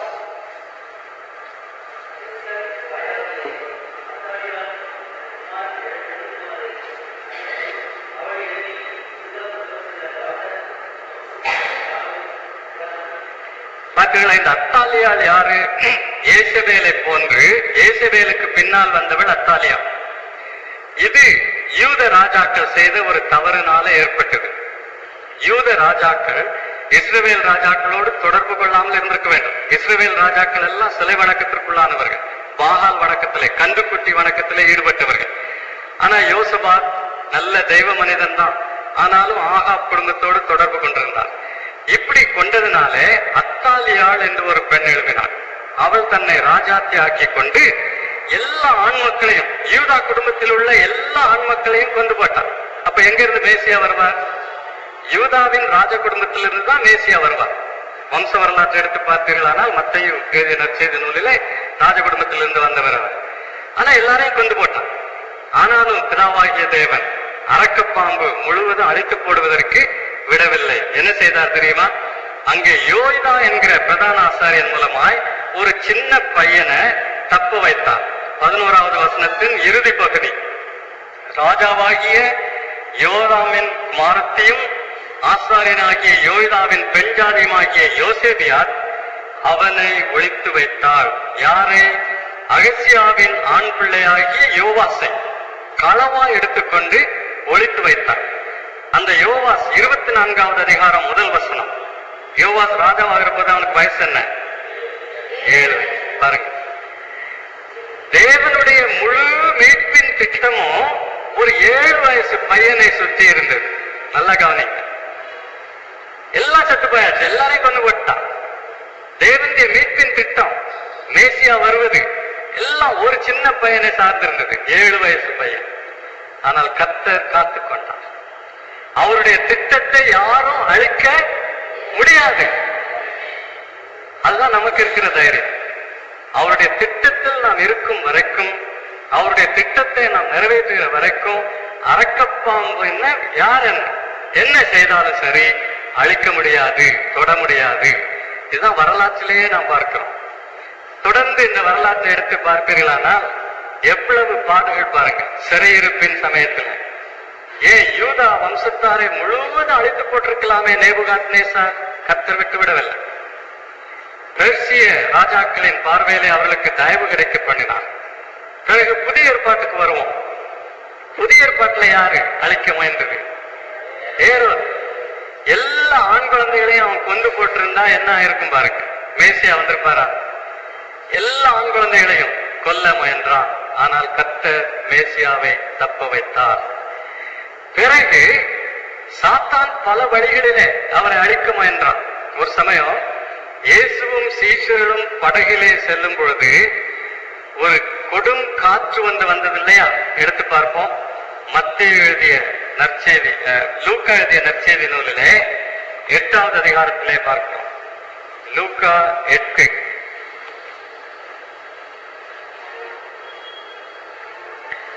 லூக்கா 8:23. படகு ஓடுகையில் அவர் நித்திரையாயிருந்தார். அப்பொழுது கடலிலே சுழல் காற்று உண்டானது. திடீரென்று வந்த ஒரு காற்று அது. அவர்கள் அவரிடத்தில் வந்து ஐயரே ஐயரே மடிந்து போகிறோம் என்று அவரை எழுப்பினார்கள். அவர் எழுந்து காற்றையும் ஜலத்தின் கொந்தளிப்பையும் அதட்டினார். அந்த அதட்டினார் என்கிற சொல் பிசாசுகளை அவர் அதட்டுவதற்கு பயன்படுத்தப்பட்ட சொல். பிசாசுகளை அதட்டுவதற்கு எந்த சொல்லை அவர் பயன்படுத்தினாரோ அதே சொல்லை இங்கே பயன்படுத்துகிறார். இத லூக்கா சுவிசேஷத்தை நாம் படிக்கும் பொழுது, வேதாராய்ச்சியில் படிக்கும் பொழுது நான் எடுத்து காட்டியிருந்தேன். நினைவில் இருக்குமோ என்னவோ தெரியாது. அதே சொல். அப்போ அதன் பொருள் என்ன? இந்த காற்றுக்கு பின்னாலே இருந்தது யாரு? சாத்தான். தூங்கிக்கிட்டு இருக்கிறாரு, ஒரேடியா அவ்வளவு பேரையும் அழித்து போடலாம் என்று முயன்றான். எத்தனை முறை அவரை அழிக்க முயன்றான் தெரியுமா? அவன் செங்குத்தான மலையிலிருந்து கீழே தள்ளிவிட எண்ணினார்கள் நாசரேத்தூர்காரர்கள். பல முறை சிலுவை சாவு வரைக்கும் அவரை அழிக்க முயன்றான் பல வழிகளில். சிலுவை சாவு கூட யூதாசை எழுப்பி விட்டு யூதாசுக்குள்ளே புகுந்து அவனை ஆட்டி வைத்து அவரை அழிக்க முயன்றான். ஆனால் அதையே மனித மீட்புக்காக பிதாவாகிய தேவன் மாற்றினார். அப்போ சாத்தான் முறியடிக்கப்பட்டான். இந்த அரக்கப்பாம்பு இந்த குழந்தையை அழிப்பதற்காக நின்று கொண்டே இருந்தது. ஆனால் என்ன ஆயிற்று? 5வது வசனம். அந்த ஆண் பிள்ளையை அவள் பெற்றெடுத்தாள். அந்த பிள்ளை தேவனிடத்திற்கும் அவருடைய சிங்காசனத்திடத்திற்கும் எடுத்துக்கொள்ளப்பட்டது. பிசாசு அவரை தொட முடியாதபடி அவர் செத்து சாவின் மேல் வெற்றி பெற்று உயிர் தெளிந்து, சாத்தான் தொட முடியாது, இனிமேல் கல்லறைக்குள்ள வைக்க முடியாது, அவனால பிடித்துக் கொள்ள முடியாது. வெற்றி பெற்று உயிரோடு எழுந்து பரமேறி போனார். யாருக்கு வெற்றி? மேசியா இயேசு கிறிஸ்து, பிதாவாகிய தேவனுக்கு. அதுதான் 5வது வசனம். இப்ப இதெல்லாம் கடந்த கால காரியங்கள், கடந்த காலத்தை பற்றி நாம் பார்க்கிறோம். 6வது வசனத்திலிருந்து எதிர்காலத்தை பற்றியது. சாத்தான் விட்டுவிடவில்லை. சில வியாக்கியானிகள் என்ன செய்வார்கள், இதுவரைக்கும் அது இஸ்ரவேலை பற்றி இருந்தது, இனிமேல் அது சபையை பற்றி இருக்குன்னு சொல்வார்கள். அப்படி அல்ல, முழுவதுமே இஸ்ரவேலை பற்றி தான் இருக்கிறது. 6வது வசனத்திலிருந்து பின்னாலே நடக்க போகிற ஒரு காரியம். அது என்ன? மகா உபத்திரவ காலம் என்று சொல்லுகிறோமே, உபத்திரவ காலத்தின் இறுதி பகுதி 3½ ஆண்டு. அந்த சமயத்துல அந்தி கிறிஸ்து இஸ்ரவேலோடு பண்ணின உடன்படிக்கையை உடைத்து தேவாலயத்தை தீட்டுப்படுத்தி இஸ்ரவேலரை துன்பப்படுத்துவான். அந்த உபத்திரவத்தை தான் இங்க சொல்லுகிறான். அப்போ வனாந்திரத்திற்கு ஓடி போனார். அந்த வனாந்திரம் எங்கே இருக்கிறது? யூதேயாவில் இருக்கிறவர்கள் மலைகளுக்கு ஓடி போக கடவர்கள் என்று ஆண்டவர் சொன்னார், பார்த்தீங்களா? அதைத்தான் இது காட்டுகிறது. இஸ்ரவேல் மக்கள் உபத்திரவப்படுவார்கள், தப்பி போய் மறுபடியும் அவர்கள் சிறைவாசம் இருந்தது போல வனாந்திரத்தில் இருப்பார்கள் என்பதை இந்த வசனம் எடுத்து காட்டுகிறது. தொடர்ந்து அடுத்த வாரத்திலே பார்ப்போம். 12வது அதிகாரத்தை இன்னும் நல்லா வாசித்துட்டு வாங்க. இதுல புரியலன்னு சொன்னா எழுதித்தாங்க, கேள்விகளை எடுத்துக்கொள்வோம். ஆகினாலே சொன்னதுல ஏதாவது புரியல, ஏதாவது விளக்கம் தேவை, மறுபடியும் சொல்லணும் சொன்னா எழுதித்தாங்க, அதை எடுத்துக்கொள்வோம். நாளை இரவு நான் பெங்களூருக்கு செல்கிறேன். சத்தியவசன வானொலி நிகழ்ச்சியின் சார்பில் ஒரு கன்வென்ஷன் அங்கே பெங்களூர்ல எல்லா சபைகளுமாக சேர்ந்து 6, 7, 8 வெள்ளி சனி ஞாயிறு கிறிஸ்தவ ஊழியர்களுக்கு போதகர்களுக்கு பகல் கூட்டம், இரவு கூட்டம், பொதுக்கூட்டம். அதனால 6, 7, 8 இந்த கூட்டங்களுக்காக ஜெபித்துக் கொள்ளுங்க. அடுத்த வாரம் பைபிள் ஸ்டடி இருக்கும். அடுத்த செவ்வாய்க்கிழமை வந்துடுவேன், திங்கட்கிழமையே வந்துடுவேன். அதனால அடுத்த செவ்வாய்க்கிழமை நிச்சயமா இருக்கும். பிரார்த்தனை செய்வோம். அன்பின் ஆண்டவரே, இந்த வசனங்களை நாங்கள் பார்க்கும் பொழுது உம்மை உயர்த்துகிறோம், துதிக்கிறோம் சுவாமி. பரலோகத்தின் மூப்பர்கள் உம்மை தொழுது கொண்டது போல, ஆராதித்தது போல இருந்தவர், இருக்கிறவர், வரப்போகிறவர் உம்மை வாழ்த்துகிறோம். நீதியாய் ஆளுகிறீர், வல்லமையாய் ஆளுகிறீர், கிருபையாய் உடைய மக்களை தாங்கிக் கொள்கிறீர். உம்மை ஸ்தோத்திரிக்கிறோம். ஆண்டவரே, எங்களுக்கு நீர் தந்த உறுதிக்காக, நிச்சயத்திற்காக உம்மை ஸ்தோத்திரிக்கிறோம். எல்லாம் அசைந்தாலும் நிலைதர் மாறி போனாலும் நீர் எங்களை காத்துக் கொள்வீர் என்கிற அந்த நிச்சயத்திற்காக உம்மை துதிக்கிறோம். அந்த நிச்சயத்திலே நாங்கள் நடத்தி விட்டு செல்ல கிருபை செய்யும். எங்கள் சொந்த குடும்ப சூழ்நிலை, தனி சூழ்நிலை எப்படி இருந்தாலும் இந்த வாக்குத்தத்தங்கள், இந்த வசனங்கள், இந்த சத்தியங்கள் இவற்றின் உறுதியிலே நாங்கள் செல்ல உதவி செய்யும். ஆசீர்வதியும். எங்கள் ஆண்டவர் இயேசு கிறிஸ்துவின் மூலமாய் வேண்டிக் கொள்கிறோம் பிதாவே. ஆமென்.